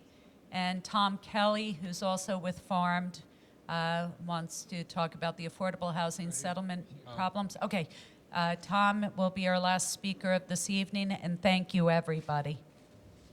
Tom. Good evening. I just wanted to touch on a brief point. The Upper Saddle River mayor earlier mentioned the disconnect and how some of the citizens groups have attacked their mayors and councils over these issues and settlements. As you know, Dumont's been in the fight early on with a fast-track builder's remedy suit. When Dumont was facing their builder's remedy, the initial numbers after Mount Laurel 4 that Fair Share Housing was alleging for Dumont were 252. We have in Dumont over 202 built units of affordable housing. Even though we are senior credit heavy, we have a 99-unit public housing building that is a prior cycle credit, built before 1985, before COA existed, before there was a cap on senior credits. It was confirmed by our special master and by a representative from COA that in every cycle of affordable housing rules, buildings that were built before COA existed and had caps were exempt from a senior cap. So those 99 credits are applicable in every round. We don't believe that was used properly in Dumont. Some of the disconnect with the citizens groups and their representatives is that our mayors and councils, rather than scream and yell and reach out to the legislators, reach out to the press, write letters to the paper, they caved. They said there's nothing they can do and we must settle. The settlement that Mayor Kelly from Dumont had mentioned earlier tonight when he talked about 110 units, that's after applying our 202 units. We lose our rental bonuses because they applied for a vacant land adjustment. The settlement is on Dumont's website. Read it. It stinks. Over 50 acres of our downtown, where Fair Share Housing is demanding a 24 unit per acre density in a mixed-use building, 48 foot tall. If you've been through Dumont, you know we can't handle that. The town is telling our attorney is telling our mayor and council, don't worry, it's a paper change. They're not going to actually get built. Well, Fair Share Housing is going to make sure they get built, and it's in the settlement agreement. So read the settlement agreement. It has to be reviewed in 5 years, the performance of our overlay zones. It says that they could be challenged, basically. They're asking Dumont to sign off on a waiver saying they will never apply for the senior waiver. This is a terrible deal for Dumont, and the residents realize it. The mayor and council, there seems to be a disconnect where they feel they have no other options. Mayor Kelly said they feel like they have a gun to their head. I believe that they do have a gun to their head, but they're choosing to just take the bullet rather than try to lessen the damage for our town. If that number of 1,200 stands, I believe that may be a typo. The number is in the 460s. That was the most recent that I saw. It's going to have a tremendous impact on our town. Mayor Kelly said the D'Angelo's development wound up resulting in, they got the developer to pay for it, but an upgrade to our sewer system just on 144 apartments. What they're talking about in the downtown could bring over 1,000 apartments. We have infrastructure that's over 100 years old in Dumont. Our schools are our capacity. Our EMS is completely volunteer, and they're taxed at the moment. Our fire department is the same situation. We want someone to fight for us. We want to do what the towns in Mercer County are doing and demand that we get an obligation, as the Fair Housing Act requires, the towns get an obligation and then can plan for it. I think to answer your question, you have 4 fighters up here. You just need to get more. So we're here for you. We're here for everyone in this room. Thank you. And I'd like to just state for the record that at the beginning of the process on D'Angelo, I had a number of conversations with particularly the mayor, 1 or 2 of the council people. It's just that the deck is stacked. The deck is stacked.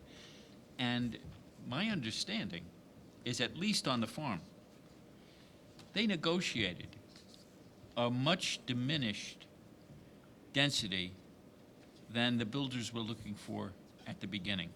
So they did something. Now, am I happy with what's going on? No. But your mayor, at the very least, has been working very hard for you. I disagree. I think that he was out of his league. They relied on our borough attorney rather than an affordable housing special counsel, as they approved. They I'm not they going to were defend your facing. borough attorney. I know. I won't.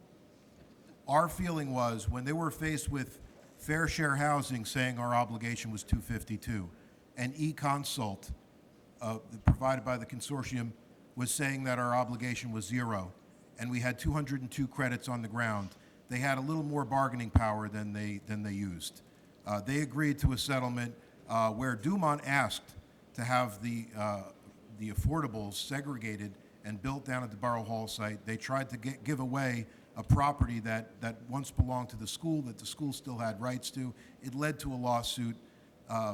They signed off on a settlement, and not one of them spoke a word at the fairness hearing that they disagreed with all the 22 affordable units in a 3-story walk-up being put on the corner of Washington Ave and DeLong, and not even permitted to use the pool across the street in the complex bearing the same name as the affordable units. It's disgusting, and I believe that the majority of the residents in Dumont saw that deal as a terrible deal. We're asking for our councils to fight. We're disappointed that none of them have written letters to the papers and screamed and yelled. I was grateful to see some of them here tonight. Thank you. Thank you. Sir, thank you for your comments. First of all, I'm going to disagree with you a little bit about the mayor, because I think had it been someone else, they probably would have acquiesced even worse. So I think the mayor was in an untenable situation, a lose-lose, to be honest with you. But I want to just finish out with something that's very important. And I know my colleague, she's going to be taking the show on the road, but here's the nuts and bolts of what we really have to do. I was fabulously delighted to see people are doing petitions and things like that to bring the public's attention to this issue. But the real problem is this. You're talking to people here in District 39 and District 40. Great. Why aren't there people here from District 38, District 36? Okay, right, but your legislators aren't here. District 37. Those people need to be contacted, and their constituents, not someone from District 39, because they're immune. Just like you were talking about Jerry Green. Jerry Green doesn't care if someone from District 39 calls him, because they can't vote for him. So if you want to have some real effect, a positive effect on this, you're going to have to get individuals in each one of those legislative districts that's affected negatively by this, and they're going to have to start petitioning their legislators and say, if you don't do something to fix this, we're going to vote you out. And towards that, I mean, I have right here from the superintendent of the Glen Rock Public Schools. She wasn't able to come tonight. Please support Assemblywoman Schepisi's bills to freeze the affordable housing obligations through the end of the year and establish a commission to study this issue. My specific concerns revolve around the public schools that should be brought into the discussion to study the impact such overdevelopment will have on our communities. I urge the elected officials to establish the opportunity for town, borough, and public schools to be heard on this matter. Overdevelopment has the potential to inflict disastrous consequences if not thoughtfully reviewed and researched. Please consider the children of the future during the discussion phases, not after the fact. Your kind consideration is greatly appreciated. That's Dr. Paula Valenti, Glen Rock Public Schools. I have Hasbrook Heights, the mayor. Dear Assemblywoman Schepisi, please accept my good wishes for the best of luck on your event this evening regarding COA. You have my support and appreciation for taking this issue on. Please feel free to contact us if there's anything you may need in your efforts. John DiLorenzo III, Mayor, Borough of Hasbrook Heights. We have had municipalities throughout the entire state. We need our colleagues to engage on this issue. Paramus. If I lived in Paramus right now, I would be doing everything in my power to beg them to get rid of the blue laws to try to ensure that all the retail stayed? Because Paramus has an obligation of almost 2,000 affordable housing units. If those malls disappear, if those retail stores on Route 17 disappear, remember that photo I showed? You're going to have those towers up and down Route 17. Go up city. And so, this is a time we have to get people engaged. And we thank all of you for being here tonight and for everything that you've been doing in your communities.